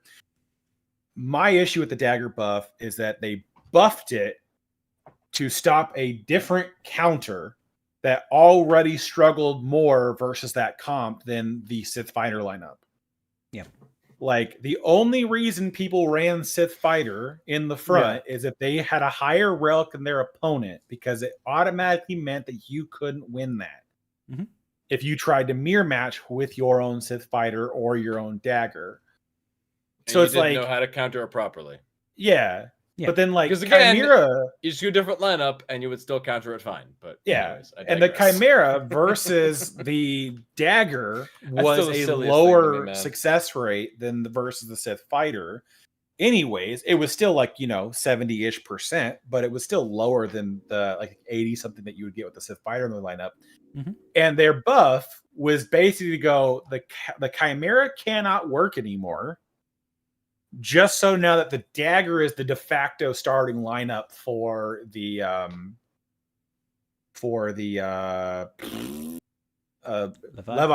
Leviathan fleet, so that it counters the executor, so the executor can't beat it anymore. Mm-hmm. And I'm like, yeah, but like, no one's really changing how they're countering this thing. They're just slightly adjusting what they're doing, and it's a little bit more of a nuisance. Yeah, nobody's changing how. Well, I mean, yes, the counter has changed, but the most important thing is it's completely changed the stock defense of Leviathan.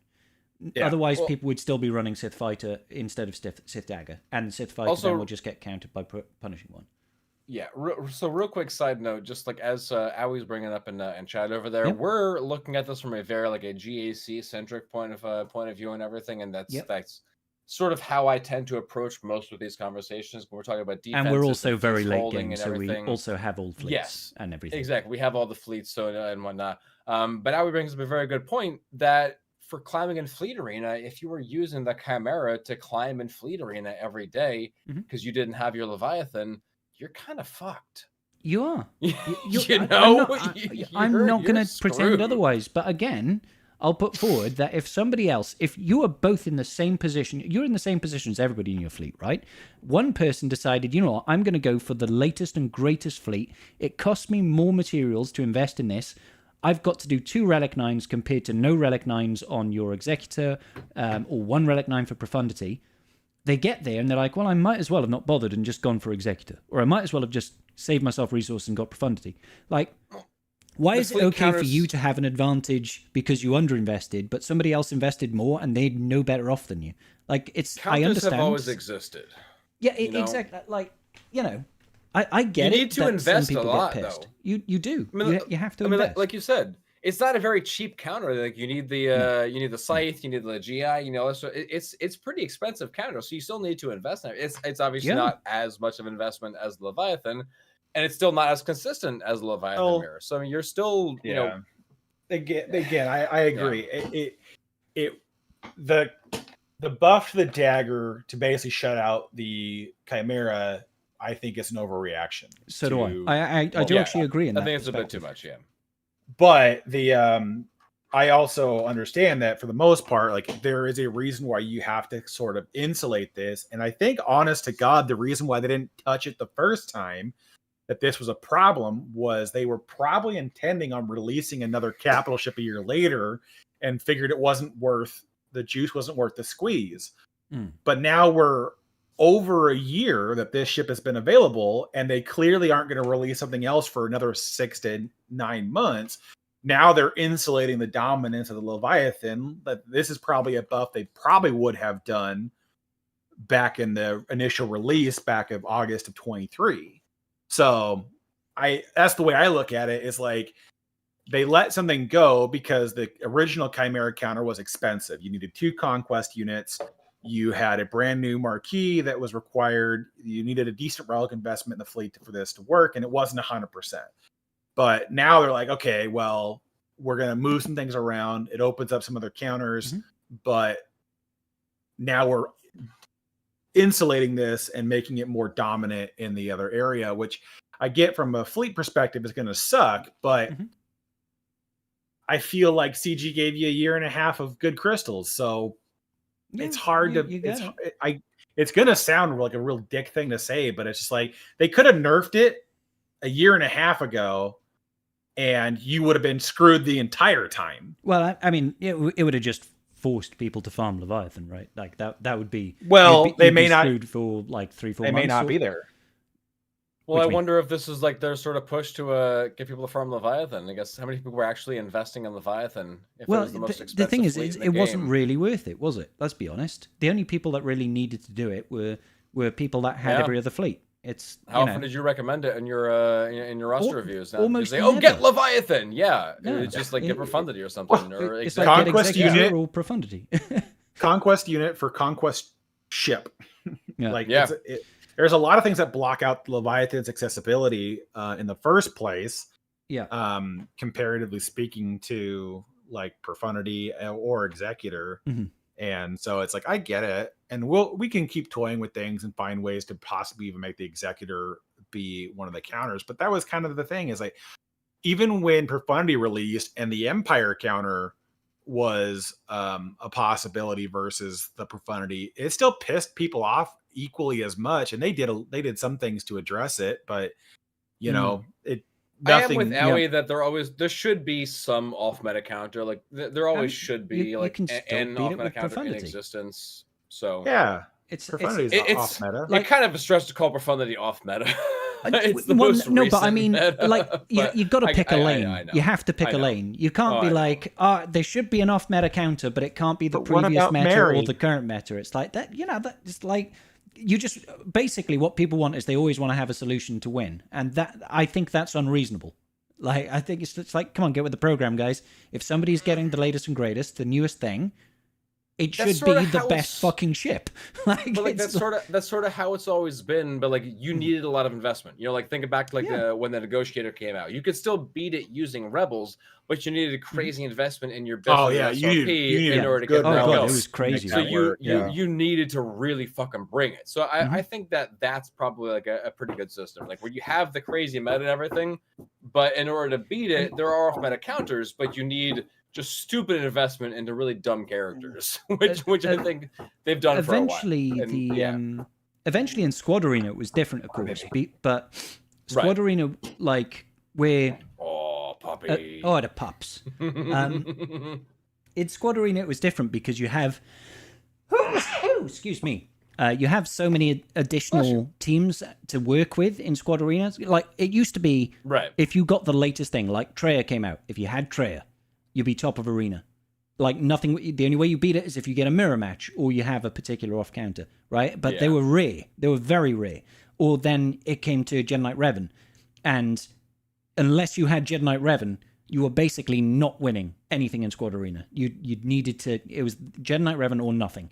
And then Darth Revan came out, and he pissed on Jedi Knight Revan once Malak was a thing, and it was like, okay, fine. And then Padme came out, and then all of a sudden there was like there was a love triangle of okay, Jedi Yeah. Knight Revan beats Padme, Padme can beat Darth Revan beats everything.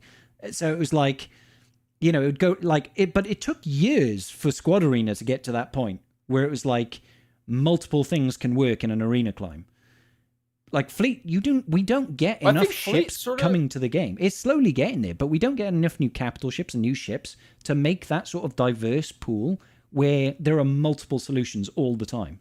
There just isn't enough ships. I think Fleet was at that point.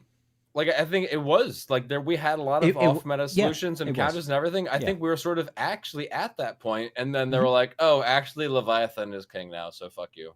So Yeah, I think that's sort of the frustration. Like it almost felt like we were nearing that kind of balancing off point in the meta, and then now we're just back to square one. Yeah, but I think this goes back to Karth's point of they were expecting to release a new capital ship. to disrupt things I again, don't and think they couldn't were get around to planning it. on this staying as long as it did. I don't think that was the objective. Because So 2 years for the same fleet matter is a long ass time. yeah. So yeah. that's where I'm of the mindset that they made this was the correction or along the lines of what they were going to do originally when the Chimera was countering the Leviathan. Yeah. And they were like, well, we'll let it go because, you know, it's like one of a couple counters. No big deal. It was a fun counter as well. We never got to the next capital ship, which they should have released last summer anyways. And so now we're going to go even longer, and they're looking at the numbers and going, well, people aren't investing into this because there were so much easier, cheaper counters to get their hands on. So now they're pushing that market, which is, I mean, yeah, it sucks. I'm 100% with you. I get losing out on your crystals and not being able to take advantage of certain things. But as you just spent the last 10 minutes describing, that's kind of how the game has always been. It was always bring out a new meta, and the only real options were mirror matches, or you might have one other choice. That's and not super reliable, but can get you through in a pinch. But and so that's what their intention was, and so we're back to where they intended. Did you have a year and a half of benefits out of it? Yep. It's the whole reason why CG never really goes and does make goods on that kind of stuff, because you took advantage of it while you could. So you got a year and a half of being able to climb into first. Doesn't exist anymore, but I don't know what else you want out of that. It sucks. I don't disagree. It's not great, but what would have been different if they'd come out with a new fleet that could only been countered by Leviathan anyways? Yeah, you'd be in a worse spot. Because either you'd need the new fleet or you need the Leviathan. So either way, you're screwed. It's like the chat is saying as well. It's just releasing the Punisher one just kind of fucked things up. Like I said it when we first saw the kit. I said it when we first saw the announcement that we're getting the Punishing one was like, one, why are we buffing the Executor? It doesn't need to be buffed. I still maintain that Executor was fine as it was, absolutely fine. Didn't need to have any additional power. And then we saw the kit, and you're like, holy fuck. That's not a buff. That's like that's a conquest level ship as a marquee. As a fucking marquee. Because I think the CG knows that people don't spend money on ships. So they're like, let's put something so enticing, so powerful, that people will actually consider whaling on it. Well, and that's honest to God why I think the next conquest unit, if it's not the triple Ami character for Thrawn, it will be most likely a rebel lifter for the Profundity. And that's all they're doing. All they're doing right now is going, hey, counter the Leviathan. We want these ships as a must-have for rosters. So we're going to push all of these ships out of the range of cheap off-meta options. That's why they buffed the Executor full stop. The Executor had too many options to counter it that were easy to acquire. And they're looking at that and going, okay, that's not what we want. What we want is for people to make the investment in these capital or GL level capital ships, or whatever you want to call them. And so that's what they're pushing them towards. They're pushing them up higher. So the next thing will be the rebels, and maybe that makes the Leviathan easier. Maybe it makes so you need Leviathan to counter the Profundity. I don't know. Probably not, because Profundity is going to probably still be beaten by Executor. But I mean, either which way it goes, there are just so many they're pushing up the current fleets to make them harder to counter with off meta. So Yeah. I wouldn't be surprised if the Profundity gets something next, and then we're back to where we were at the whole start of this thing, is that these things are supposed to be the dominant fleets. They aren't going to be off countered very easily. Yeah, it does certainly feel like Oh, that's also, the status just quo. to circle back on Owie's point from a long time ago on right. what off meta counter beats the Leviathan? Endurance. What? Really? Yeah. Oh yeah. Not great, but it will do it. Endurance and Marauder. It will go. It will make it happen. Holy shit! I didn't even know that. Okay. I How saw weird. some of that in theory crafting the other day. Where was that? It's probably gonna be buried now, but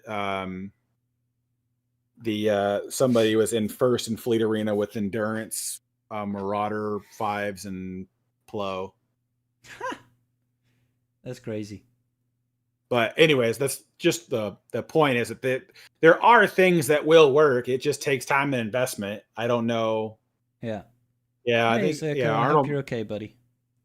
I think Arnold might have posted that too. But yeah, it's not great, but it's still an off meta option that most people should have access to. Endurance, the Marauder, that's in their can of worms. So but we also discussed this earlier, Citizen Cope, but Leviathan mirror matches, when done correctly, are actually incredibly reliable. There are a number of team comps right now that are like 90% win ratios. It doesn't matter if you go first or second. Like the one using the TIE Interceptor in the starting lineup alongside TIE Dagger, very good. If you make sure you get the tenacity up, if you make sure you don't do mass assists and lots of debuffs, you slow down their TIE Dagger with bonus turns, so they don't get enough debuffs on the field, they can't disrupt your hangers, and so on and so forth. The alternative is to have your first reinforcement be the TIE Reaper, as Karth was saying earlier today. Video.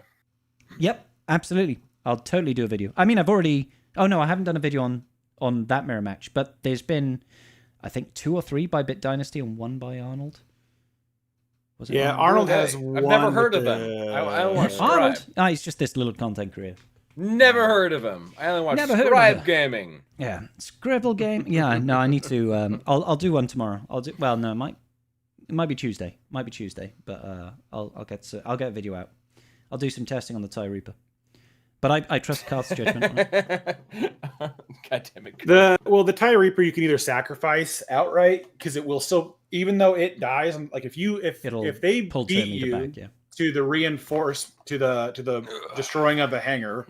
Yep. I bet. Okay, you're ready to get down. All right, get down and go. If they beat you to the destroying of the hangar, you just reinforce with that anyways. I just did it on my fleet climb for kicks and giggles sake.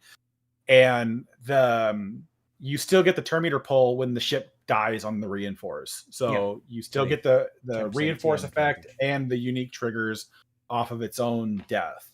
Oh, so you could theoretically get a 20% Terminator pull then? 25, because it's 15 for any ship dying. It's 10% on the reinforce. And that 15% is irresistible, right? Yeah, the unique can't be resisted. The other one can, but but anyways, it can buy you the time you need to get what you need to get done. So, I mean, in a Leviathan mirror match, all things being equal, obviously six dot mods on your Darth Revan, 15% Terminator is all you're going to need. Yeah, all you need is 1%. Yep. So yeah, but you do still need to get the debuffs landing. That's why the Interceptor is so useful. Having that tenacity up at the start just means they can't debuff you. What do you need, baby girl? But my genuine approach is literally Interceptor with Dagger, and I don't call any assists. I don't do any AoEs until I've got... Well, you can AoE once you've got the tenacity up, but no debuffs, no attacks out of turn means their TIE Dagger doesn't get those stacks of vengeance, doesn't take bonus turns, which means they can't put extra debuffs on you, which means you'll beat them to using your special abilities on the Leviathan. And if they can't stop 2 of your reinforcements, if they can't hit ultimate quickly enough because they haven't landed enough debuffs, then you'll win because you'll hit ult first. Yeah. Even if because they can take an extra turn, but they can't use their ult. So it's like, yeah. Right. Even if they, as long as you beat them to the ult cooldown reduction, which you will do if you have the Interceptor out there, then that's because that's how the original the Fury Interceptor and Sith Fighter counter used to work, was just you would just beat them to the alt no matter how messy it got, unless they lapped you, which was usually not possible. Yeah. Lots of levy. I mean, it's an important one. It's an important one. Should we go to questions? I think we've actually got a few. We've got a lot of questions, to be honest. There's a whole lot of questions, baby. Let's have a look. We haven't had questions in a minute. It's been a New York minute. Woo! How long is a New York minute? Is it different to any other kind of minute? Absolutely. You don't know about a New York minute? I've never been to New York. I don't know how time works there. Yeah, in a New York state of mind? Gosh. God damn. Yeah, just crazy, bro. All right. So Ultimate Nerd says, make the most expensive Star Killer team possible while staying within the boundaries of his unique. 1 Sith, 1 Dark Side Unaligned Force user, 1 Light Side Unaligned Force user, 1 Jedi. Who'd you put in with only 1 GL? Well, I mean, obviously only 1 GL, because mechanically we can't do it with 2. But I have no idea. Slacker lead. JMK. Malgus. Your Slacker and your... But there's 2 Dark Side Unaligned Force users. How? What was the question? You said Slacker lead. He's a Dark Side Unaligned Force user. And then you said... Malgus. Oh, sorry. Totally. Okay, yeah, Malgus. Star Killer. Ezra. The most expensive Star Killer team possible. Gotcha. And then light side Ufu. You don't have a lot of great options. Cat. Cat. There you go. Cat. There you go. That would be the most expensive team you could put together. Yeah, that's actually pretty badass. Yeah. That's pretty fucking expensive. No, he said 1 GL. He said 1 GL So, yeah, that's only 1 GL. Yep. And that's the limit. You can't have more than 1 GL on the team. So, yeah. If you got have more than 1 GL on the team, it'd be all of the GLs that satisfy you could that have, rule. Lord Vader. You could have Rey. Yeah, exactly. Have Slacker and then have you could have JMK as a Jedi. JMK as the Jedi. Yeah, but have, like, I feel like Ezra's the best. Like Ezra would be a fun one because he's actually like supposed to be there, kind of thing. So I think that would be expensive and fun. Yeah. Oh yeah. And he's the most recent. Actually, that's actually a thing over there. Ezra is the most recent Conquest Jedi. So I think that so ups he'd be his even more expensive. Yeah, that ups his like level of expensiveness, as it were. Yeah. Oh my gosh. Okay. Yeah. Okay. It's So an expensive Star Killer team. That's pretty expensive. I don't know what it does. What doesn't it do? Go and ask those questions. Yeah, ask those questions. It's just like a theoretical team which just sits there and that just exists and doesn't actually accomplish shit. Yeah, I mean, how many of these teams like EP Mara Star Killer works so fucking well because mechanically they just work so well together. If it ain't broke. Yeah, like not all Star Killer lineups are actually like the best just because they have the best characters on there, like the most expensive characters. That team that we listed out, it's a lot of expensive characters, but what's it actually going to do? Yeah. I don't think it would be that good. I'm not sure if it'd be the most effective actual team over there. So no. Expensive is one thing, but good, I think is the more. There's. They didn't ask for the best team. They said it doesn't have expensive. some synergy. Yes, a lot. No, exactly. Yeah. It's got technical synergy. It's synergetic, like the best kind of synergetic. Yeah, exactly. I'm not gonna lie. This endurance versus Leviathan counter is pretty clutch money. I like this. You'll have to send it to us and we'll have a look at it later. Okay, so next question. Like the discussion last week on R9, but last week was 2 weeks ago, I think. That's how time works. Yep, the time works differently in New York to Tribe Talks. What could CG do to solve the R9 issue to get to R10? Should the change? Literally what they're doing right now. Yeah, keep giving us more access to Relic 9 characters. Yeah. To reflect the separate types of the. Oh, Jesus! What is he trying to say here? Okay, so what sort of benefits could R10 give that makes Relic it worthwhile? 8 is for attackers. Relic 9 is for tanks. How do they make Relic 10 for everybody? Exactly. To make people want to actually go through and R10 everyone. I mean, it's very easy, and it's an answer that Speed! nobody wants to. Exactly, speed. Yep. Even if it's like 1% bonus speed. Even if it was just that, you would have people doing it in droves because they're like everyone would be taking cat to R9.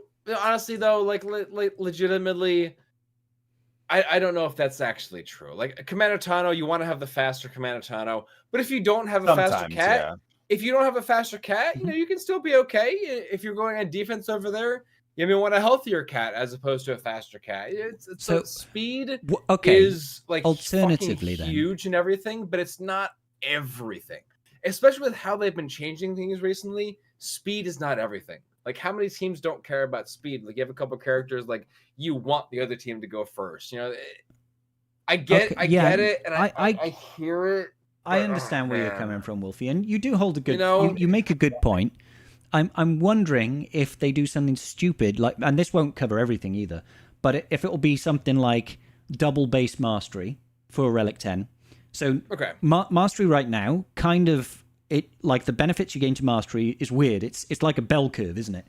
Like you start off and you get like 10 mastery at Relic 1, and then it goes like 15, then it goes 20, and then it just goes kind of like back down to 10 when you start getting higher in the relics. So if they just like, and you end up at like 70, I want to say, for most characters. Certain GLs are a little bit higher. If you go to Relic 10 and that 70 goes to 140, all of a sudden that's like a massive benefit for like 90% of the characters. There'll still be characters like Watt and Hermit Yoda that you're like, why the fuck would I don't even care. But characters like JTR, where you just want her to be dodging everything in the fucking world. You know, something like that, imagine? I could absolutely see Lord Vader with a full team of R10s, that would be terrifying. Oh, yeah. He'd ult once and you'd be like, oh my god, he's got so much mastery. Like that, there's an argument to be made absolutely over there for sure. But if it was some of big old the chunks stuff, or if they did something stupid like Relic 10, this character is now immune to ability block or immune to heal immunity. Oh my god! If they actually had like the relic abilities, because that was like the original one of the original ideas behind it. It was like, oh, the relic abilities, they unlock this new, new unique, new whatever as they level up over there. So I mean that I think that level of power would completely disrupt the game as well. Like it would be so disruptive because it would have to be unique for every single individual character, and these would be greater than Zeta level abilities for everybody. Greater than Omicron level abilities. Yeah, greater than Omicron level abilities for every we were single supposed character. To at one point like have relic abilities. That's what we were just talking about. Yeah. So like that was the they had promised for a while. So that we'll send it. Give me a new unique to every character. Could you imagine if Relic 10 was like here's a stable of immunities, and you can re-roll. Oh my god! You can re-roll for a new one, and it would be like heal immunity, TM immunity, fear immunity, percentile health effect immunity. But it would be like so big, and you could re-roll it for like 100 fucking tier 3 relic. Oh my god, this is awful. CG, do not do this. This would be terrible. Doesn't Days, I think like Marvel Strike Force had done like didn't they do like their sort of thing similar to like their kind of modding aspect? I'm gonna sound like a dumbass over here because I don't play Marvel Strike Force. I don't know. But they had some thing they added in, which was like their version of modding, and you could like tune some character ISO for like 88, some specific the ISOs. Yeah, exactly. Yeah. That's what it was. So if they like the Relic 10 unlocked the ISO whatever thing where you could like tune a specific character and like, oh, I'm in offensive mode and I can I'm immune to daze, I'm immune to this and immune to whatever bullshit, and then I'm in defensive mode, I'm immune to heal immunity, I'm immune to this sort of stuff. You know, if you could like tune a specific character that way, it could be interesting. I'm not entirely opposed to that. Yeah, that could be something. Zerko took it a step further and was like, how about you get to Relic 10 and they get a permanent datacron that is permanently attached to them. Fucking, oh no. Oh, piss off. But what happens if you have 5 characters at Relic 10 on the same team? Do they all have their own individual datacrons active? That would be so nuts. Exactly. And then you get to add a datacron to that team on top of it. Could you imagine? Like, nobody would know what the fuck anything does anymore. That's the thing. We get to the point where shit's gotten so fucking absurd. Like, there's so much stuff going on in the game. There's so many mechanics, interactions with everything. Like, could you actually imagine how many things would be going on if every Relic 10 character had their own ability or their own unique, their own? It just, I just know it's too much. I think it's already too much. That would be too much. Some Pandora's boxes should not be opened. I think. Yeah. I think Relic 10 is that box. Just don't look directly into the sun. At some point you got to realize we've gone too far. Yeah. Rover has actually got another question, and he says, using all the mechanics from previous raids, what would the perfect raid be like? It'd be called the Heroic Sith Raid. Yes. And nothing would change. We face off against the Sith, and it's fantastic, and it's perfect. We love it. Yep. No, I love the Sith Raid. I thought it was sick. Oh, yeah. That was a great raid. I got memories like going back, sitting there, like getting through the different tiers and working with the guild, trying to, work down all this. When I got my Night Sister team up for the phase 3, and then I'm sitting there like working that shit down, and we're all like sitting there going like kitchen sinking phase 4 the first time we like got through. And that was hype, raid, right? Man, because it was like a mad dash to the finish. And you were so happy when you actually beat phase 3. Like our guild was so happy when we first actually managed to clear phase 3 with some teams left, and we're like, oh my god, I think we can actually beat the raid.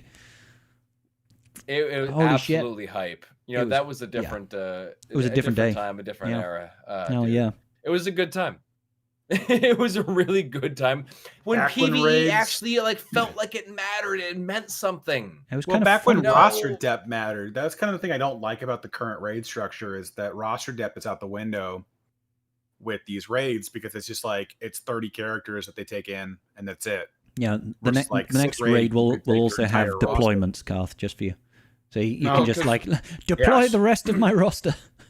Well, because we've had so much actual like power creep and everything going on with, Slacker sort of broke the raid. Yeah. When Slacker came out and could solo the thing, it was like, oh well, this was a great raid, but all right, it's time to move on. Do you remember the early days of Slacker being out, and it was like, guys, if you've got Slacker, can you not finish the raid in the first 20 minutes? People need to score. It's like, I need points, damn it. I need to finish the top 10 so I can like get some rewards. Oh god, that was the worst.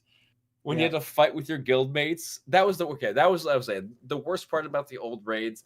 If we're actually trying to like say, using all the mechanics from previous raids and whatnot, we're going to combine the mechanics and say that we all get good rewards from the raids this time. Yeah.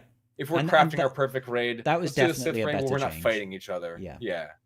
When we're fighting each other for rewards, that was the worst. Okay, I'll also add in, and I know this might not get the agreement from everybody, but the way the new raids are built and the timeouts on raids also means that guild hopping for merking raids is no longer a thing, and I'm happy about that, because we should never be incentivized and rewarded for jumping around guilds and soloing raids. Like, it should be a case of you should feel comfortable that you can stay in your guild, your high performing guild, or even your low performing guild, and perform to the best of your abilities, and that is good, and that is good enough, and you'll get everything that you'll ever get.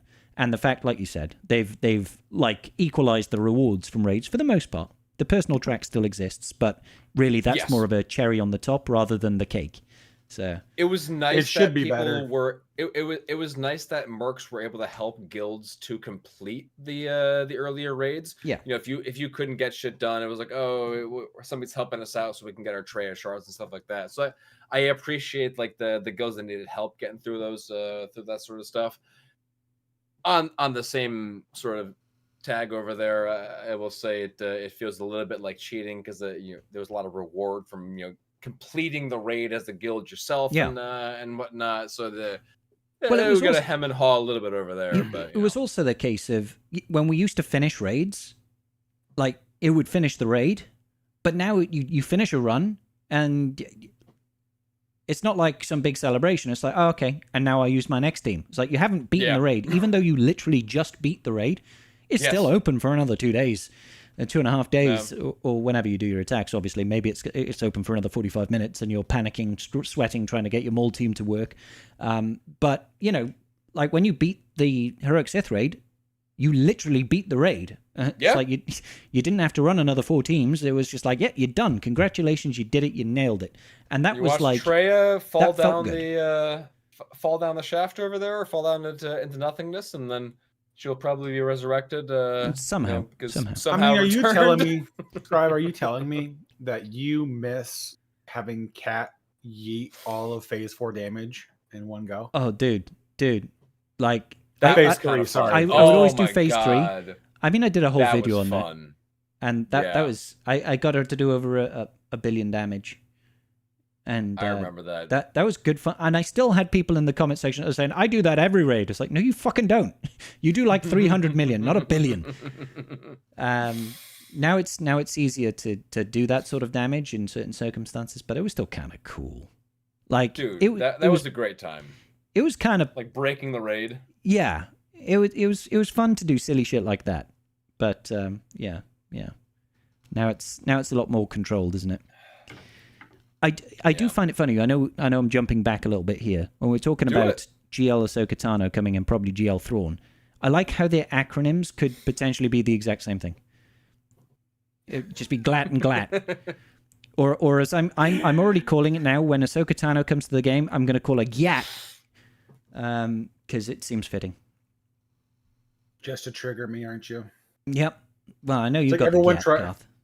Everyone trying to call freaking JMK Glow. Oh my god! I just and now we do have GL Leia Organa.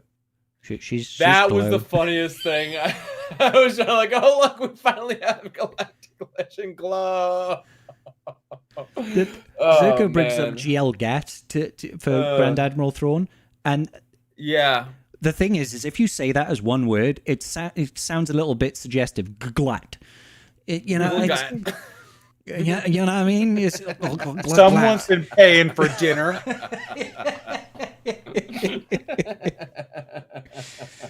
Oh, poor Thrawn. He'll never escape the accusations. Man. Exactly. Dude, that always throws me off when people just like try and say GAT over there for like a Grand Admiral Thrawn. I was like, how is that an acronym? Yeah, just say Thrawn. Just call him Thrawn. Just say fucking Thrawn, man. Come on. Some of the acronyms, like it barely even saves you any effort.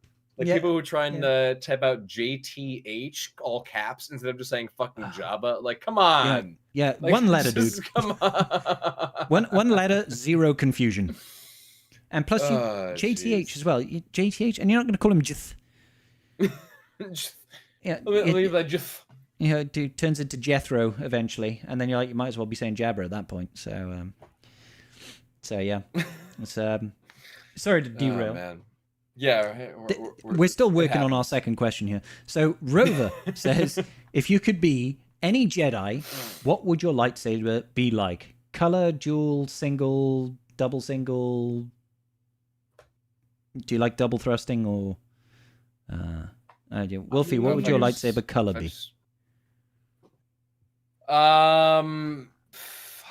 I don't even know. I haven't thought about that in a while. What colors are we allowed to choose from? Ones that belong on the spectrum. Okay. And I'm not talking about neurodivergency here. I'm just talking about literally the rainbow spectrum. No, I'd probably go with the purple lightsaber, single bladed. Maybe go for an offhand or in green, just so I could have the option. Oh yeah. Yeah. More choices. I think I'll probably go like how Ahsoka has like the main blade, which is like a full length, and like the off blade, which is like the half length sort of thing. Yeah, I'd probably go for the like the main blade in purple and like the shorter blade in green. I think I'd have to yeah. How about you, Karth? Probably where I'd land. Karth? Oh, me? Sorry. Yeah. I would do what I do basically in every single game I've ever played as Jedi. I would dual wield, and I would have one be orange and one be green. Orange and green, okay. Nice. Viridian specifically from the KOTOR 2 game. Yeah, dude, the Viridian Crystal and KOTOR was a nice one. Yeah. Oh, dude. They didn't have a good orange crystal in that game. You had to kind of get close with one of the Sith ones. What did I do in KOTOR? I think. Oh, dude, the silver ones were pretty cool too in KOTOR. Yeah, silver. Yeah, the silver was cool. The very beginning, if you played That was a KOTOR nice 1 effect. on PC, Yes. you've got two unique color crystals with the Mantle of the Force, and then I think something else. Yes. Those ones were cool colors to have. But the KOTOR 2 had some nice divergent colors that they let you pick from. I miss KOTOR. Oh, that was so good. The Jedi Academy games had some fun ones too. Yeah, well, Force Unleashed had some really nice ones. Also a good shout. Yeah. Force Unleashed. Oh my god, the Force Unleashed with the unstable fucking. Literally what I was going to go with. Yeah, if you want it, that's what I'm gonna say. Depends on where you pull from, because there are so many good options in some of the other ones. I would probably go for an unstable green and just a single lightsaber. I love the cool factor of double sabers, but I'm just really clumsy, and I just know I couldn't actually use it. So you wouldn't want to go with a double-bladed lightsaber? No, I have one, the small one, and it's fucking enormous. It's so unwieldy. I've got quite a high ceiling, and I still hit the lampshade in here using that thing. It's 7 foot tall. It's huge. Oh yeah, I didn't say double blader because I know I would cut myself in half. Just 100%. Yeah. I mean, shit. Damn it. And I've lost a leg. But I look damn cool for the first 6.5 seconds. Tis but a flesh wound. Yeah. No way. I'm sorry. Double bladed, the double ended whatever sword and everything.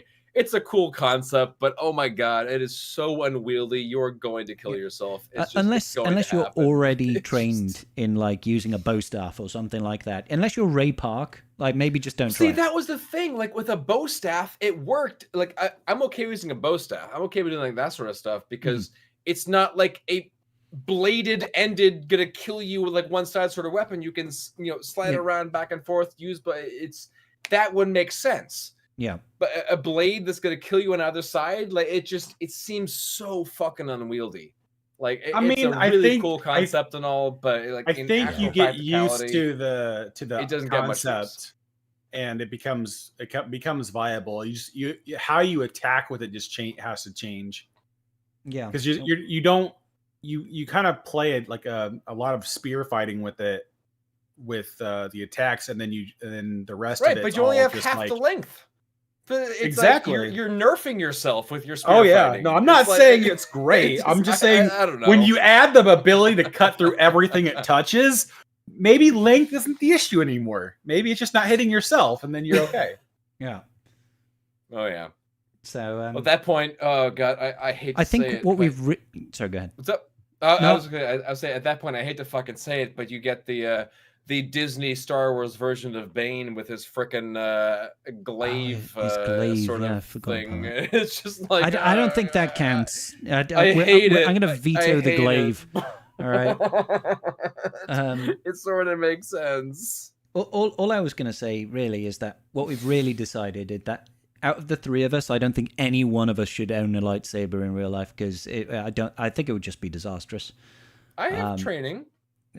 You have training. Okay, then maybe that makes you slightly more dangerous. I don't know if Karth has had any sort of formalized training, but I certainly don't. And I'm pretty sure I would destroy things. I got a fucking sword right here. Holy shit. I mean, let's fucking go for it. Yeah, and of course, we definitely shouldn't let Wolf have it. Keeping consistent, we got the purple hilt. It is purple. It is purple. Yeah. Keeping consistent. So Mandaloriano, I think what he's saying is, when should we expect Relic 10? Not soon. Would be. I don't think it's coming anywhere soon. Hopefully not soon. Please not soon. And certainly don't put us in charge of the mechanics of how that would work, because we've already established that things would get out of hand way too quickly. I don't think. I think we're slowly trying to ramp there, but if they go do it now, I think it's way too soon. Because even me as like, I've spent a decent amount of money and I'm relatively late game, but I've got 23 Relic 9s, and I don't feel like Relic 10 would, that feels way too out of reach right now. Karth has got about, only like 230 Relic 9s or something. Most people in the game don't have that many Relic 9s. No. So it's, I think they still got to make it more accessible. Yeah. More relevant. Yeah. And not just requiring 3 Relic 9s for the next fucking GL. Holy crap. It's just like, well, eventually you'll have a whole team of Relic 9s, whether you like it or not. Yeah, we're still at the point where most people can't even do most like synergistic teams in any sort of late TB planet. Yeah, you know what I mean? That's what I was like, gonna say. Like we got the later rote phases over there. Yeah, exactly. So I think the chances of R10 are slim. Yeah, anytime in the next 12 months, but that's just me. A lot can happen in 12 months. We gotta do the Death Star eventually. Eventually, yeah. Bro, quick side note over there. Mm-hmm. Just like I feel so bad. Like I want to experience the dark, like the Death Star, like all the later road missions and everything, but it just takes so much crazy investment over there. Will we ever get to that point? Oh. Sorry. What'd you do? I accidentally resized the mirror and the window, and it made everything go screwy. I fixed it now. Yeah, no, I don't know. Like, you'd have to be in more, I guess. Pretty much. To see what the later planets are like. So yeah. Like, I would love to see what the Death Star is like. Hopefully we get a trench run. It'd be fun. That would be cool. Is there actually a fleet battle there, is there? I don't know. Because Darkside is weird. It's got the most god-awful fleet battles. And then it, like, 2 phases in, it's like, you know what, we're kind of done with fleet battles now. They just don't exist in Darkside. Oh, yeah. So, yeah. Actually, it wouldn't make sense for there to be a trench run. If it's a dark side planet, we wouldn't be able to use X-Wings. Oh, yeah, it would have to be... Yeah, it would be... We are the Death Star. We're blowing up Alderaan. Done. Love it. Could you imagine if that was the thing? Forced into using the Executor, and you have to hit Alt to blow up Alderaan. Ah, beautiful. Oh, jeez. Love it. So next question then comes from Fully OP. Number 1, do Crumb and or Meathead live in my walls? It seems like everything he says gets to announce shortly afterwards. No, it's because, they tell me everything and I promise I won't say, and then I just spill it. So yeah. So no, they don't. What would a light side capital It's a 5-part question. You're cheating. Fully 6-part question. Fully my God, Fully OP. Jesus. Right, banned from asking questions. What would be a light side capital ship that you might want to see in game? GL General Leia. Yeah. The other pilots could just ride on her back. Mary Poppins? Mary Poppins Leia, exactly. Mary Poppins Leia. Yeah. I'm Mary Poppins, y'all! I'm Mary Poppins. Is he badass? Is he bad? Yes. Oh man, I did enjoy Guardians too. I know other people prefer the first one to the second one. I thought the sequel was actually pretty fucking good. I think it held up pretty well. I enjoyed that. I liked all of the Guardians films, to be fair. Oh yeah, Yandu did very well. I think that was a good one. Sorry. I'm Mary Poppins, y'all. That is a good line. Yeah. Oh man, what were we talking about? Star Wars? Light side capital ship. We all agreed we want Leia. I can't even think of a light side capital ship that I might want. Like at this point, if we wanted to maybe go down the Mandalorian route, or something like that, but we could maybe get an Old Republic sort of thing. But again, like we've discussed before on this podcast, they would need to put out so many other support ships for an Old Republic for a ship for whatever new ship they would come out with. That who the fuck are these going to be? So yeah, I would love to see an Old Republic ship. That'd be fun.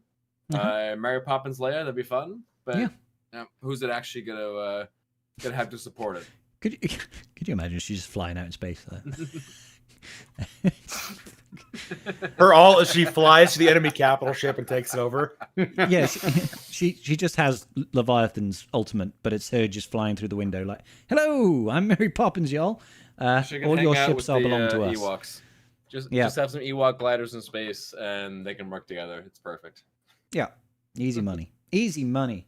Okay, what teams do you suspect will be needed for Peridia? We've been over this already, but like the factions are going to be Night Sister, Imperial Remnant, Mercenary, and Spectre. Like that. Yep. That's it. Done. Sorry. Yeah, those are the factions that are involved. So, yeah, that's how it feels like to me. Could be it. You could maybe. I mean, how many light side factions is that? So it's only the one. Spectre. Well, technically, Mercenaries has light side units. Oh, yeah, I guess Mercenary too. Okay, so yeah. So Mercenary, Spectre, Night Sister, Imperial Remnant. That's 4 tags. That's a decent amount of tags. Yeah, and you could Mercenaries could definitely make 2 teams. Yeah. Because they have the depth. They might not have good, but as we've seen, there's a good chance we'll get another lead in. Yeah, we could get another lead, or we could see what CG somehow managed to make Lumi lead a thing. So exactly. The world's your oyster. Yeah, they can very easily just call out and say, "Oh, for this mission, we've decided that Dash has relevance." And is he a mercenary? I feel like he's a mercenary. I think he is. Yes, he is. You're like, yeah. So he's like you're a mercenary leader, and he has like extra crazy. They have the featured characters, featured whatever. Yeah, he'll be like a hero unit thing. Yeah, a hero unit exactly for the raid. So they can make whatever they want to work. Like you said, they made Lumi lead a thing, so they can do whatever the fuck they want. Cask, I don't think we're going to see what's her face from Outlaws because it's a Ubisoft game, and I don't think EA is going to want to promote a Ubisoft game. Probably, well, that and let's be real, that game is not performing well. It's the exact reason why we're never going to see anything from Acolyte either. Yeah. Like the fact that Disney pulled down all the merch from Acolyte is a pretty good indicator that I don't think they're going to greenlight it somewhere else. Yeah.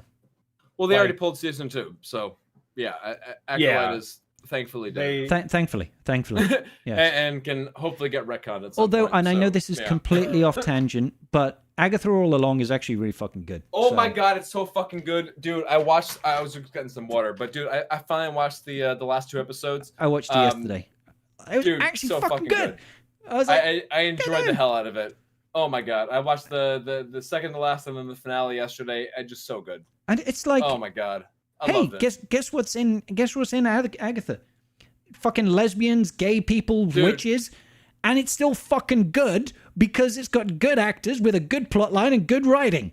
Holy shit, who knew? I feel so fucking bad. Yeah, I feel so bad for Agatha that Acolyte came out right before it because people are like, oh no, it's like Acolyte season 2. I'm gonna no, fuck off. It's actually good. It's actually it's actually not shit. It had a little bit of a slow start, but it definitely picked up. A little bit of a slow start, but it ended really well. And then when you watch the finale and you realize what happened, you're like, no spoilers, shit. But good okay, twist, yeah. I can a great twist, and you can sort of enjoy some of the the slow start aspect to it because it sort of makes sense a little bit more. Yeah, but yeah, I loved it. Absolutely, so good. You're gonna be a little disappointed when you play Dragon Age. Then I've started it, but I'm very early on. Is that not good? There's some ham-fisted dialogue. Oh, okay. That's all. Well, that's a shame. If the combat loop is fun, I'll be okay with it. Yeah, not like ending game experience. Just some of the stuff you go through is like, for fuck's sake. You might as well just sit me down in a class and tell me that I'm not a good person. Oh, okay, yeah. I don't really appreciate that. I'll be honest. Yeah, it's just like, come on. I don't care if it's included, but I feel like it's just so blunt. Yeah. There are better ways to do it. That's my takeaway. Not that it's bad, just that there are better ways to do it. To be fair, I know this is jumping back onto Agatha All Along, but the song, the Witch's Road song, that's actually fucking dope. I'll happily sing that.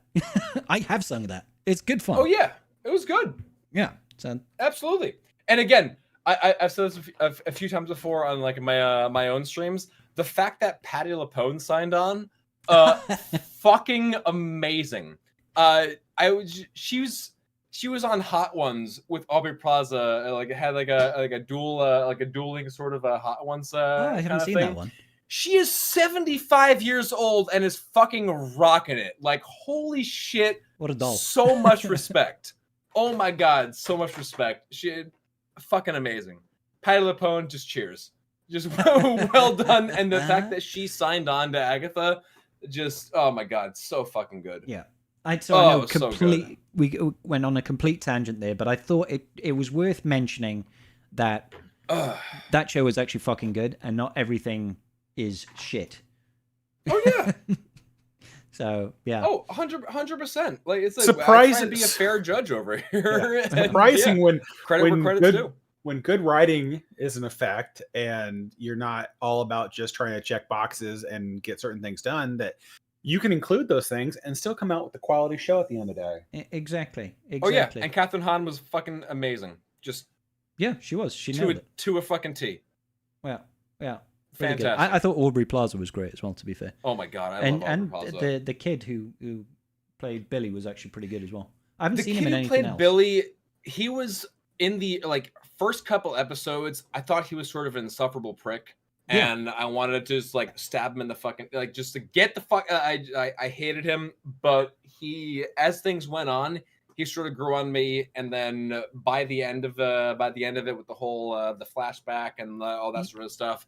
I think he grew on me a lot. The part that turned on me was literally the spoiler in episode 6 right at the end, and he delivers one line that was actually really fucking good. I was like, oh, I don't want to say it because I don't want to spoil things, but he just said that one line. I was like, oh, hang on. Yeah. Okay, this guy can be a bit of a badass if he wants to be. Yeah.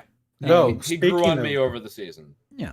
Speaking of things that might have some good potential to be not shit, I'm actually kind of looking forward to Skeleton Crew, the new Skeleton Crew. Yeah, I haven't watched the latest trailer. It looks very interesting, and if they kind of go down this route of let's just be a show and not worry so much about being a Star Wars show, I think they'll do well. I'm interested to see what it is because I mean there's been so many where Acolyte I just was so turned off by the time the show came out that I never watched it. But this one actually it seems interesting. You never even saw The Acolyte? I saw it. Yes, I just never watched it on release. I waited till the whole thing came out. Then watched it over a weekend and cried in one go. It's being drawn out over 8 weeks. I saw it. I just didn't really watch it. Things were happening. It was in the eyes. background. Yeah. It's bad when you're watching it and you get your phone out. And you're like, it's yeah. But I'm actually looking forward to it to see what they kind of do, and I did not feel that way with Acolyte by the time it came out, so I'm hoping this one has a better. We got another month still till it releases, but I'm hoping it has a better release, and I hope it kind of follows more of. All I'm hoping for is that it's not as slow a start as Andor kind of felt. I kind of hope we kind of get going a little bit quicker. Sure. Yeah, that's really the only critique I think that can really be levied against Andor. It did admittedly have a slow start. I enjoyed the hell out of it. I thought it was a great build and everything, but I can understand people who are complaining about it with a slow sort of kind of thing. So they will a genre concede that fact. A genre switch too with the Andor show too, because it went much more it's a spy thriller sort of thing. Yeah, spy thriller kind of vibe, which was a huge divergent from the normal Star Wars we see. Yes. We had a little bit of that in Rogue One, but not to the same effect. Space Western. Yeah. Which they need to go back to, by the way. They need to go back to that. Give me more Mando Season 1 vibes, please, and thank you. Yes, less not Mando Season 1 vibes. Yeah, but the Season 1, Season 2, where he was actually going out and doing his thing and everything. Yeah, loved it. When he was still a bounty hunter, and when he was still a bounty hunter. Part of the big mythos that's happening in Star Wars. Yeah. Anyways, it was fun. It was great. Well, that's the thing is that they always try to tie these things to bigger events, and I'm like, but you don't need to. Star Wars is such a big universe.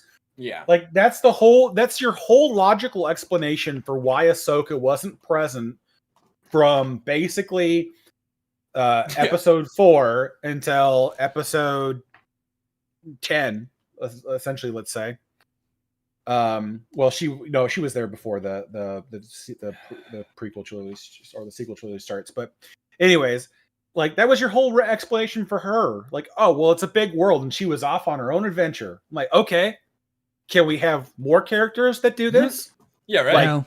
we can be during the events of episode 4, 5, and 6, and if you want to reuse assets. But let's be on another part of the galaxy that doesn't happen to deal with the main Rebel Alliance effort. Like, you know how easy this is? Yeah, it should still feel in universe. Like, there should still be references to things, or they could be, they're, like, the Empire is like the enemy over there. Like, it should still recent feel like intelligence it's from Mon Mothma. You know, it's not that hard. Absolutely. But you can very easily diverge from, like, the main Well, storyline and have some other stuff, which is they're doing their own shit. You know, oh, there's some scoundrels off for, because that's like a big thing in some of like the games, the expand universe and that sort of stuff. It's all the scoundrels and all like the people who are trying to make money off of this shit, and capitalize off of the crazy shit that's going on in the universe. So they can very easily have some stuff that's complete side project, but have some relevance and have interesting storylines and stuff going on. Think about the Thrawn trilogy, of books and whatnot, which came out afterwards, was going in with some of like the mercenaries and all that. They have so much shit. Well, it's funny though. It's like a lot of what you described is like the early like '90s Star Wars games. Yeah, because like that's what Dash does. Like he's a smuggler that just happens to run into helping the Rebel Alliance on an. Well, and that's what they did. That's what they try to do in Outlaws, right? Outlaws was they're like, oh, look, you happen to run into the Rebel Alliance, and they kind of screw you a couple of times, and then they save you, and then you're kind of just like, yeah, but I don't want to be involved. It's like, okay, cool. But they, that was a very key component of a lot of those games was like you knew about the bigger universe, you interacted with characters on certain missions, but it wasn't the dominant part of the game. And I feel like everything that they're releasing right now is like, well, we start out in the fringe. And then all of a sudden, you are the center of the galactic stage at pivotal moments. And it's like, guys, not every movie needs to be a recreation of episode 4, 5, and 6 of how Luke became, so prominent. It's like, you can just have characters that do the stuff and the things and lead up, they start the chain reaction that eventually helps that the Rebel Alliance seizes or the Resistance utilizes to take in a strategic objective. Yeah. But they don't have to be the main thing the whole way through. That's how life works. It's a little bit too safe that they try to stick to the formula of Star Wars. Well, that was the part I loved about Rogue One though.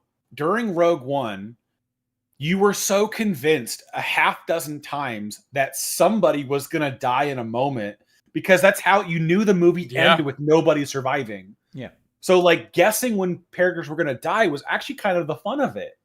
And like in the new stuff, it's like, well, you can't die because you're the main character. So the stakes are low.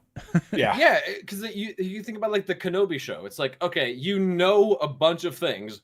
Luke is not at risk. Kenobi is not at risk. Leia is not like none of like nobody in this character is like it is in any little bit at risk in any way, shape, or form at any point in time. Yeah, it just compare that to like a way they could have gone with some other things. Yeah, for sure. Yeah. Like for Andor, it was more like everybody is going to die. And it's just nobody here is safe. The question is when and how. And that was what made it so compelling. And it's like Andor, the show, did a fairly good job of like, we know Andor is not going to die. But the characters around him, there was a couple cameos like Saw and stuff where it's like, okay, well, we know he doesn't die here. He doesn't die yet. There's a few of those, but like everybody else. But a lot of them they were expendable, and that was everybody else. That's what made it fun because you can kind of bring in some of those Game of Thrones type elements where characters serve their purpose and then literally cast aside, and that's kind of fun to have when you're not dealing with superhuman characters. Like the reason why the Jedi stuff, when they do stuff, it's so believable is because they're Jedi. They have unnatural powers to the rest of the world. So they're not luck or skill based all the time. They're just, They're that It's the good. will of the Force. Yeah, exactly. So you can kind of plot armor them through a lot of situations, and it can be okay. But like when some dude with a blaster survives, like thousands of troopers running at them because the game said so. Yeah. Because it's a special blaster with a special crystal in it, and that's how they live. It's like, okay, well, I can't suspend disbelief that hard. Okay. We're running out of time, and we have shitloads of questions. So, oh my god! Speed questions, go. Speed questions. Do you think CG is going to bring a more focus onto durability teams in the future, and do you think they'll increase the battle timer? No. No. No to all of it. They will not increase the battle timer, but timer's not going. Okay, yeah, they'll love little defensive teams. They do like stacking on that thickness. They brought the 15% health and protection back for Darkseid. So yes, they will always be emphasizing the thickness and whatnot. But I don't think they will ever increase the battle timer. No, agreed.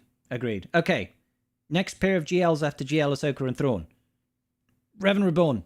Someone else. Revan. Just give me Revan. I want Revan. Please. He can be both of them. Honest to God, anything that's not like current canon, like get me to Legends content, and I'll be happy with whatever GL you can cook up. But I'm just so sick of keeping up with the current stuff because I just don't. It doesn't scratch the itch for me anymore. It's like we've said this 100 times. I am not excited that much for Ahsoka. I am more excited for Balen than I am Ahsoka, and I'm more excited for Ahsoka than I am the current iteration of Thrawn we're likely to get. It's like I don't really care about those characters. I'd love to have some more of that nostalgia pull. Go get me something from Legends. Let's do the KOTOR 2 cast. Let's get Mitra Surik into the game. Let's do Revan Reborn. Let's do some stuff like that. Let's do you can pick up other heroes from their times. But I'm just kind of done with the keeping up with the Joneses of the current content. I just want proxy at some point. Okay. Oh my god! Just give me proxy at some point. Give me the rest of the Force Unleashed. Give me Juno Coda. Give me Juno Eclipse. Yeah. Give me Maris Brood. Mm-hmm. Then I'd be a happy camper. I would lose my mind to have those characters in the game. To actually build out their like a own super unique Starkiller team would be awesome. And then all of that unlocks the second Starkiller. Yeah. Okay, so next question. With the changes to the TIE Dagger, do you think more people will get annoyed at fleets in GAC / Fleet Arena and now quit? And if CG has opted to nerf the P1 after seeing it... Okay, so I think that's a 2 question from Lalna. One is, do you think people are going to leave the game because of the TIE Dagger buff? And 2, would they have been better just to nerf the P1? Short answer is people who are impatient enough to give it a week and have somebody figure out the counter for them, possibly. If you're really impatient, no. Yeah. I have seen people, throw hands and just be like, this game's so stupid, they ruined everything. And it's like, dude, like give it like 3 days. Like we are in a non PvP week. Like who cares? Like give it a week. People will figure it out, and then you'll have a counter. Like calm your tits. Yeah. Will they nerf P1? No. No, they didn't. They said outright they're happy with how it's performing. Like no. P1 is staying with they very deliberate power boost. I think. Yeah. Honestly, from my testing, the TIE Dagger is really not so bad if you don't just try and. I'm just gonna straight up mirror match it and hope. Like that's not gonna work. Well, I mean, it will work 50%. All you have to do is change your tactics a little bit, and then you're fine. It's like, so just change how you're fighting it, and you're good. And I actually, I know we went over this earlier, but I'm quite opinionated on it. I actually prefer it in its current state because I think it actually gives it more value as a defensive fleet now. In things like TW and GAC, it matters now. It didn't before. But hey, okay, so part 2 from Nalna. With the changes to the TIE Dagger and the fact that Levy mirror matches are more annoying, this is reading exactly like question 1, the only thing that will be reliably one-shot will be... The only thing that will be able to reliably one-shot Levy and because we have Levy for almost 60 months, do you think... Lalna, I don't think you have a question there. Do I think that CG plans to give us a new meta ship next year? Yes. Yes. Done. Next. That's the question. That's the question. Question 3 from Lalna. With the changes to Levy and fuck me.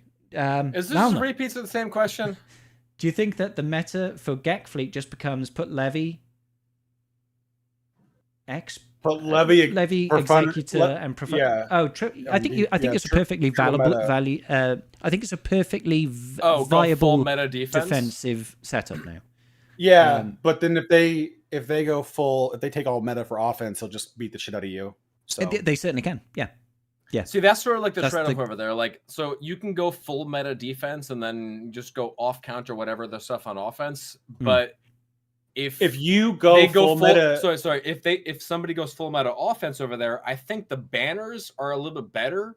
Like going full meta offense versus going off counters on offense and then planning for that. Like that's where the breakdown comes down. Like what are the better banners? And if going full meta offense has better banners versus actually holding and fighting for it. The question comes down to is if they put one meta fleet on defense, yeah, does anything you have beat it? And if the answer to that is no, like if they put Leviathan down on defense and you put all three of your meta fleets on defense and you've got basically nothing to counter Leviathan now, you're screwed. Well, but they also might. But then they might also, if they're also scruged and they can't get. But they have fleets, because if you just set Leviathan, you still have options that can one tap their Leviathan. But if you have all three meta on defense, then. No, it's a bit harder, I think. It's a bit harder. It depends. Sure, yeah. It's dependent on can they full clear your fleets. I mean, I suppose that goes both ways. That goes both ways. Yeah, but if that's you the just sort of thing. If you both go full meta defense, I don't think you clear anybody. Neither one of you clears. It's who can clear more. Neither one of you clears. So worst case scenario. You both put full meta defense. Nobody clears. The other opposite extreme is you go full meta offense, they go full meta defense, and they're countering your off meta, and then you're countering their meta stuff. I think that point it comes down to what's the better banners. So if the meta countering the meta is better banners versus the off meta countering the off meta is better banners, I think that's where the breakdown comes down to over there. Yeah, the thing of it is, I know what you mean, but I think where it's going to come down to is that if you basically the Leviathan is you've got one or two other options that you can use, and if they don't work and you don't clear anything, then you're done. Oh yeah, if you're both fucked, you're both fucked. But if you for sure, it just seems like you can gamble on just leaving Leviathan on defense, and then if your opponent goes triple meta defense, you can probably get through it, and then they'll be stuck not being able to clear your Leviathan. So it feels like if you go that hard. Are you saying to multi-tap the Leviathan? I guess. But no, I'm saying if somebody does triple meta defense and you only leave your Leviathan on defense, the odds them clearing your Leviathan are incredibly low because you basically have a form of Galactic Republic as your only option as a counter. And if you can't get anything out, then it's over. Mm-hmm. But that's can you still clear on offense if you don't have your Leviathan? More likely, because you can use the Empire counter to the Profundity.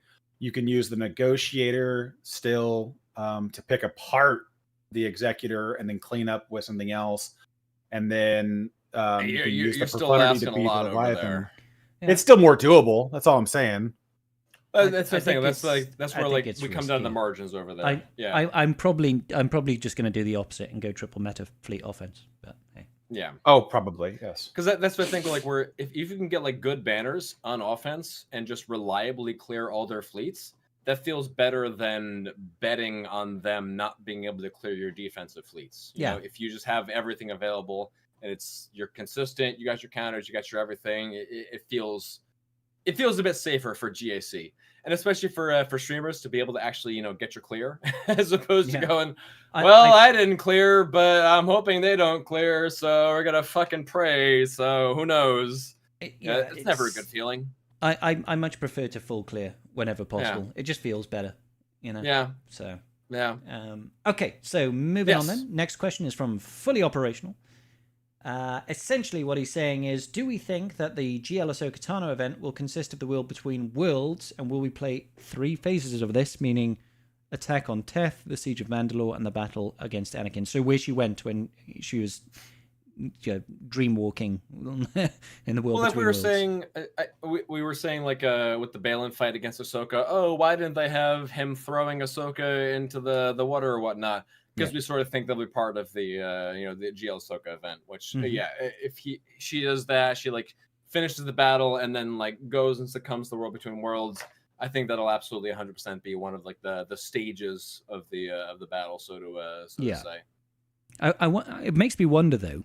I think from like from a rule of cool perspective, finishing off when she comes out of the ocean or gets fished out of the ocean and is reborn, as it were. Yes, she is, like Gandalf the White. That feels like a better finishing off point to leave her character and be like, hey, you've got GL Ahsoka. But thematically, you'd think it would be the fight with Morgan Elsbeth, where you defeat Morgan Elsbeth. But that just doesn't feel as cool. So I don't know where they'll end. I think the fight versus Wait, hold on. That might be the Alt, maybe. But the Alt feels like it should be fighting Anakin, right? Like, sorry, you say like the fight versus Morgan. What about her first fight versus Morgan? Oh yeah, no, that's fine. I'm okay with that. That would be a cool one. Like to make like the first battle for the. And she's got the staff, the Beskar staff or spear. Yeah, the Beskar staff or Beskar spear or whatever versus the lightsabers. Like that was a cool fight. It was very cinematic. That was I enjoyed. Oh that. Yeah, that was a good. I enjoyed the hell out of that one. But too. Ultimately, I don't know. I have to feel like we have to see the World Between Worlds as part of her event, and I still think that's going to be part of her ultimate. But where it ends, I don't actually know. I wouldn't be surprised if there's like a JML sort of style transformation kind of thing. She unlocks the ultimate and then goes through the World Between Worlds and is reborn, and that's her ultimate form, whatever thing. So that wouldn't surprise me if she starts off as Ahsoka the Grey and then ultimate transforms into Ahsoka the White. Takes a leaf out of JML and C's book and has a change of, robes. Yeah, would not surprise me. Yeah. I think so. How about you, Karth? Any thoughts on that one? He's like, I'm just wearing my beanie over my headphones. No, I have no thoughts. I got nothing, guys. I got nothing. No thoughts. Nothing to add. Zero thoughts. Zero thoughts. Maidenless. Okay, I see. Okay, moving on. Tosh says, why is it so difficult for CG to give regular updates and explain decisions in depth? We've been asking that question for years. If you think regular that we're updates, we get updates every 2 weeks, bro. Yeah, updates about every 2 weeks. They're regular. They happen. I think it's more the explanation. He's talking like we had the GL ticket thing, which is a really great update. I'll be honest. The fact that you don't, you no longer lose tickets if you fail an event. It's just prepping for when they bugged the GLAT event. Well, and I'm really hoping that means it's going to be a bit more of an interesting event over there, and it's not just going to be like. I really don't want it to be. Honest to God. I want it to be though, because like the first thing, like the first like the Slacker and the Ray events, those were like mechanically you had to like do interesting some stuff going on. It was visually for sure. I want an actual puzzle. I don't want like an actual that challenge for GLs though. There's so much lead up to them. Like why should the unlock be difficult? The unlock should be interesting. I mean, like, is the JKL event not an interesting event? I don't even remember the JKL event. Dude, the JKL event was a fun event. Like when it's an interesting event, it's actually solid over there. When you think back to like the JMK event, so like when they realize, oh no, losing tickets kind of sucks. Let's just make these events so stupidly fucking easy that you can't lose. Like you need to try in order to lose these events. It was just kind of like boring. The layer alt team, alt stages. Yeah, it's just like it's kind of boring. It's with this. It almost feels like a bit of a payoff. You get your whole investment, you get all your gear, all your relics, all your everything. Like for this GL, you're almost like rewarded with an interesting event to do. And just personally for me, I like the PvE stuff. I like the challenge. I like some sort of interesting sort of puzzle going on over there. So personally for me, I love that they're going down this route. If they make it more difficult, more interesting, you need to remod, you need to do some sort of puzzle, whatever there, but you're not losing tickets. I'm here. Yeah. I mean, I don't mind a little bit more difficulty for losing that, tickets, but at the same time, I just feel like that's how GL should be in the beginning. Is just that all of the effort to unlock them is the requirements, because they are so expensive. Like if you want to make an event challenging and have less requirements, so that it's a strategy or over gearing is your strategy to get through it. Well, I want to make. I want to like make it a good event. You know, like some of the events are actually fun. The CLS event was fun. The JKL event was fun. There was interesting stuff going on over there. You know, you got to go and do like the other. The Afro event was. Oh no! Wait a minute! Fucking hell! That Hondo tier was just like. Who thought that was a good idea? Even with a Relic 9 Hondo.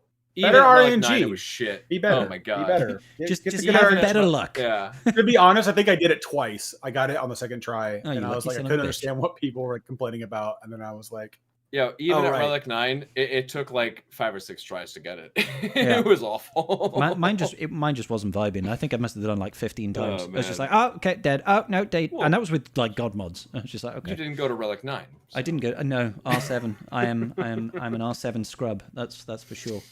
But basically, CG is never going to give us full explanations of their decisions. The reason why is that there is no net benefit for them doing it.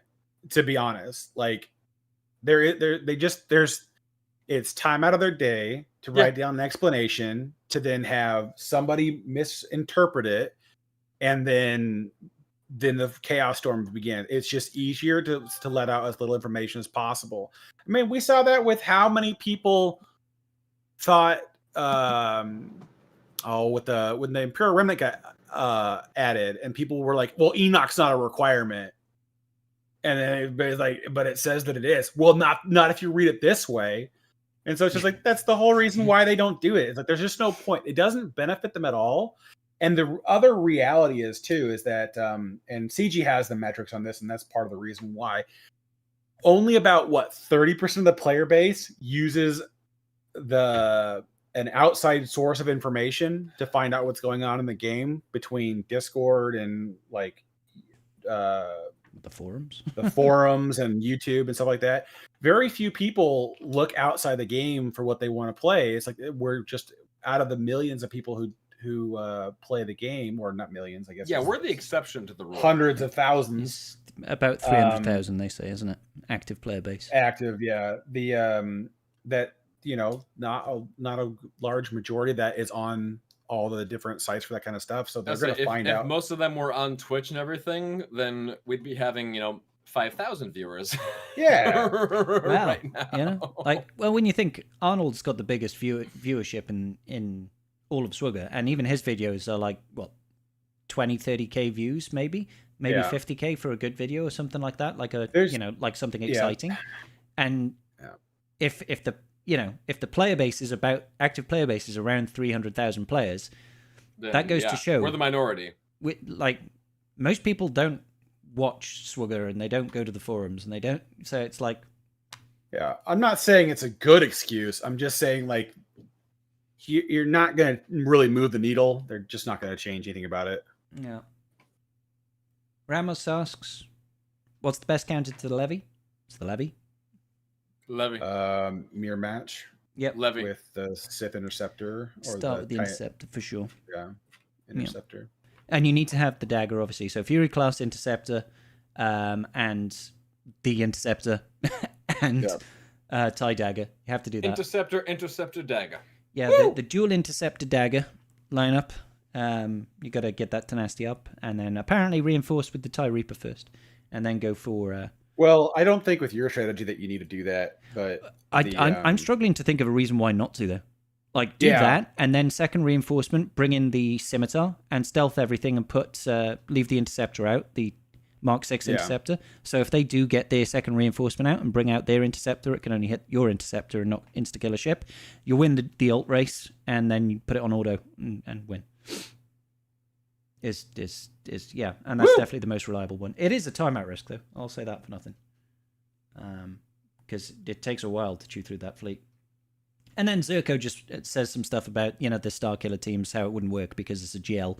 But again, they weren't asking for a viable team. They asked for the most expensive team. Yeah, we were just going... Again, we very clearly stated it would not be a viable team. Okay, that was very clearly stated. No viability whatsoever. We're just saying the most expensive team you could possibly possibly put up, which would... fulfill the unique over there. It's not a good team. We don't recommend using that team. Do not, under any circumstances, use the team that we talked about. You will have a bad time. And then the person that doesn't have the levy or the profundity, if you don't have the levy or the profundity, you need to get one of them. That's the solution. That's your counter. And again, I reiterate, Owie, there's nothing wrong with that. That's okay. That's okay. Don't worry about it. It's fine. That's just. I think he's got a ship you don't have. Counter. It does have. I think it should have. I don't know. If I don't know if I really call profundity the endurance. Off meta. The endurance is apparently an off meta. Does it actually work though? I have had a very hard time replicating it. But it is apparently is it actually a thing? No, but is it actually a thing? Because if your entire GAC hinges on a 30% counter, it's actually a thing. That's fucked. Yeah. But it's not I'm gonna go with that way over here, and I would go ahead and disagree. If there's no actual off meta counter in any way, shape, or form, aside from some 20%, I think that's absolutely. Endurance Why should everything have more than 2 counters? That seems ridiculous to me. It should have an off meta counter, because its only counters right now are the most recent meta. I'm not I would be happy if the Chimera still beats it. I'm perfectly happy with the Chimera not beating it and the Profundity beating it. That's okay. That's fine. Because the Chimera was already a 70-75% counter. I think that was perfect. Yeah. It had an off meta, but it wasn't perfectly reliable. It still got the job done usually most of the time. I think that was good. Over here, I think they've overcorrected. So yeah, I'm gonna go with that way over here. I think that it's. I think they've gone too far. I have to ask why should you be entitled to beat the most expensive and best fleet in the game when you don't have it? What gives you why should you be entitled to it? Because you want to be able to beat it? What's the point of having game balance? But it's not guaranteed. Well, exactly. So that's fine. That's fine. I struggle to what's the point of going after meta stuff if it doesn't operate meta like that's the whole point of having things. That's sort of how the game has That's sort of how the game has always been. You have your meta teams, you have your meta stuff, and they hold really well. But there's always been a way to get around it. It's expensive and it's weird and it's in stuff like TW and there's always some way to get around it. Yeah, you when it comes to TW and GAC, you can still get around it by multi-tapping it. It costs you banners, but you can still get your way around it. You have to be better in ground, or you have to still be better in fleet somehow. When it comes to fleet arena, yeah, you might well struggle getting those crystals, but that's the price you pay for not getting the most latest meta thing when other people have. To me, it's it just seems bizarre to feel like you're entitled to. Well, not the best thing in the game, but if you've invested in a counter for it, then sure. I think counters should exist.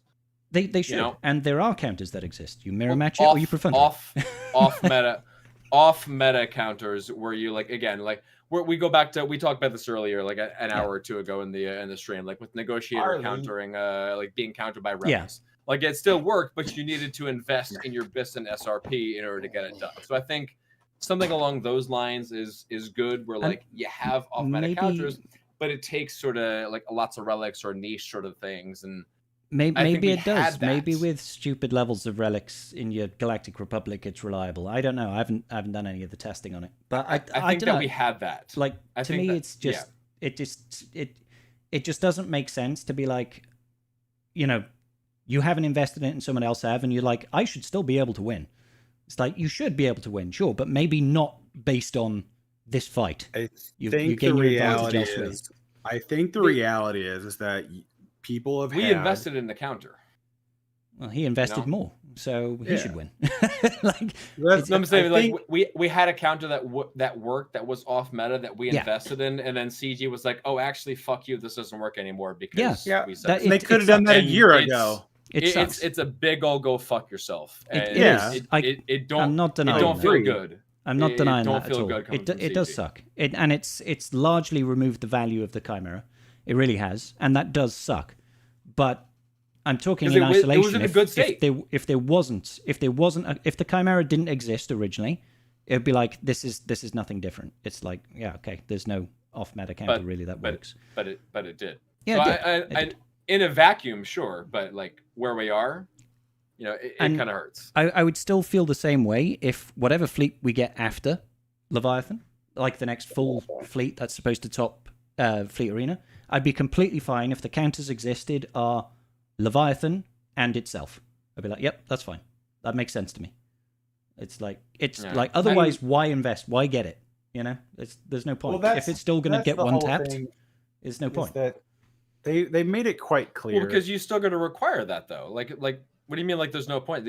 If you're putting that on defense, then you're still taking that other thing for offense. You're still taking that whatever that other investment. But you could be placing on defense. You could be using against something else. So it's about allocation of resources and everything. So but still that would make sense if we had 4 fleets on defense. Not in the current climate to me. If they're not going to increase the amount of because otherwise you're investing for maybe it's a more efficient fleet on offense, but I don't feel like that's what GAC needs or should be about. Like, why is it always efficiency matches? Why is it always down to I get more solos off than you or whatever? Like, it'll be different if we did expand our fleet. We're in agreement. We are absolutely in agreement that GAC needs a bit of a revamp over here. 100%, we are in agreement with that. Both GAC and TW could use a bit of a rework. They definitely need a rework. Yeah, we've had so many questions on discussions of that in previous Tribe Talk. So yeah, we're absolutely in agreement over there. Yeah. So you'll get no argument from me on that one. I'm hoping we don't get fleet data crons. That could be painful. Oh my god, dude! Yeah, that could suck so fucking hard. But yeah, I'm with you there, 100%. Yeah. Oh. Who's this one, Garth? This is Winston. Hello, Winston. He looks like a Winston. Oh my god, he's got a Winston face. He 100% just owns Winston. Oh my god, he's a big boy. He's just a solid 95 pounds. Yeah. Oh my god. He's a big dog. Like, I don't think a dog has ever been more appropriately named. He's got a big expression, heavy face. Yeah, he's got a lot of character. I think Winston is Winston older than Overwatch? Named after Overwatch? I've got no idea. I named him independently of 4 years ago. I had a Batman theme with my dogs initially. My oldest dog is Wayne. And as in Bruce Wayne, and then I was struggling to get that one. My my youngest my female is Harley from the motorcycle. Yeah, okay, got it. Yeah, yep, it makes sense. Yep. And when we got to Wayne, I didn't have any good male names I wanted to pick from. I didn't really want to name him Dick Grayson or anything like that. You didn't want to name your dog Dick? Yeah. I mean, they don't for my dick, guys. He definitely wouldn't work as a Robin. Like, no, imagine naming him Robin. No. Yeah. No. No way. Winston, perfect. Yeah. Hi, bud. Yeah, I don't know if you can see this whole like. Yeah, he's got his paw up on your arm. He's like, Dad, I love you. Is it time for dinner? No. Well, they're going to be thrown off. It's daylight savings time in the U.S. and they. Yeah, I'm thrown off. Harley was at the side of my bed at 4:30 this morning, wanting out. I don't know what monster decided this was a great time to do it, but like, I got my commute home where I got like the sun shining in my fucking eyes, and it starts to get a little bit better, and then like there's daylight savings time. This is like, oh yeah, you get to go through that for like another month. I'm like, God, you guys suck. No, I wanted H1NT. I was gonna do Alfred as one of my dogs, but he needed to be a black dog with a white vest. With the white vest. Yeah, that would. I mean, you could spray paint him. Yeah. Yeah, every day for the next 5 years until the fumes But I kill mean, him. Pennyworth is also quite a good name, but maybe That's not true. for a dog like this. It's not No. giving me Pennyworth vibes. Unless you gave him a monocle, then it would. A monocle would do. Yeah. Yeah. No, I But mean, I'm not sure like, Alfred works. I think the only reason like a lot of the Chimera issue, like people get upset with that, is because CG let it run for so long. Yeah, exactly. It's the same. It was Because the he was great such an nerf established of counter. yeah. It's like the great nerf though we had back when they got rid of the ignore defense part of kits on a lot of those characters. It was the same thing. Like people who could beat the Rays in the arena with gas, like were very upset about losing their crystal income because now they can't win anymore against a pinnacle team. And I think CG is making overall the right course correction. It just sucks because it was left for so long. That came along with them opening up a shitload of other counters for things. So they specifically did that so they could bring in a ton of off-meta counters with different characters, with different conquest characters, with different data crons, with different everything. So I mean, it came along with a lot of other stuff over there. It wasn't just the great nerf; it was the great nerf in preparation for them bringing in a shitload of off-meta counters. Yeah, so, like there's never been more months off-meta to counters. years later. Like, well, yeah, but I mean, there has never been more off-meta counters than there are right now. Oh, yeah, no. Yeah, meta is a strong word. They're just the Because new meta guys. They're not GLs. Well, you think I guess at this point, But we're calling off meta not GLs. You think how many? We'll be more specific. Yeah. How many triple Omicron teams that they've specifically designed to counter exactly in the game mode exist now? Yeah, that's exactly. Yeah. Yeah, they did the great nerf. The game. They did the great nerf with that in mind. Oh yeah, because 100%. they're going to bring in all that other shit. But that was months later, and again, that was the point I made with the Leviathan. So for nerf, fleets, are they going to bring in? They're going to bring in another ship that's going to buff something else up. We're gonna get ship armies, guys. That's what's happening. We're gonna get the Fondor, and Luthen's going to suddenly just shit all over the Leviathan. And no one's going to give a shit anymore. Fondor. People are just be like, what they're gonna fucking, and I'll be honest, poor fucking Malevolence. Like, oh my god! Like, what's the droid got to do to get a little bit of loving? New ships. Needs new ships. Yeah, poor Malev. Yeah. You're enjoying this way too much. It's a crazy old world. It's a crazy old world. He's so heavy. He looks like a big boy. He's a good big boy though. Look at him. Yeah. So heavy. Good old Winston. Yeah. Oh, da, da, da. Anyway, we've reached the end of our questions. We've had some heated debates. We've come to some agreements. We've come to some disagreements, and it's okay to disagree. That's fine. I think we mostly agree. Yeah, we mostly agree. We're allowed to have opinions that differ, though, and that's completely fine. I mean, it'd be very boring if they didn't. Well, exactly. Imagine we all were just like, yes, I agree, I concur, verbally. Indubitably. I guess what we can really look forward to is seeing a little bit more of Sabine next week. Oh, look at that! Do you concur? I do concur, sir. Is that from Catch Me If You Can? I think so. Yes. It's good film. What did you say? Concur. Concur with what? I knew I should have said I concur. Do you concur? Oh, dear. Oh man, good shit. It's been a while. Someone's not happy that somebody else is getting attention now. Oh, jealousy is real. Jealous puppies. Such a jealous hoe. Yeah. Yeah. Gotta unload the pupper. Oh, my god. Yeah. He's 95 pounds. He's huge. And there's only that's your gym workout for the day done. I wish. Yeah, right. All right, I guess we'll wrap it up there, ladies and gentlemen. Thank you ever so kindly for joining us on Tribe Talks. Are we live next week, guys? Should we? I won't be here. God damn it, Koth. That's okay.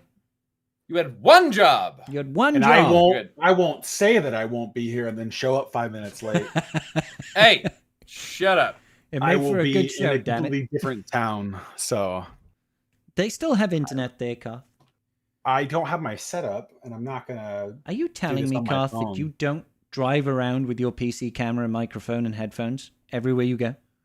I mean, for different reasons, but Just to play Galaxy of Heroes on the PC app. exactly, that's different. It's different.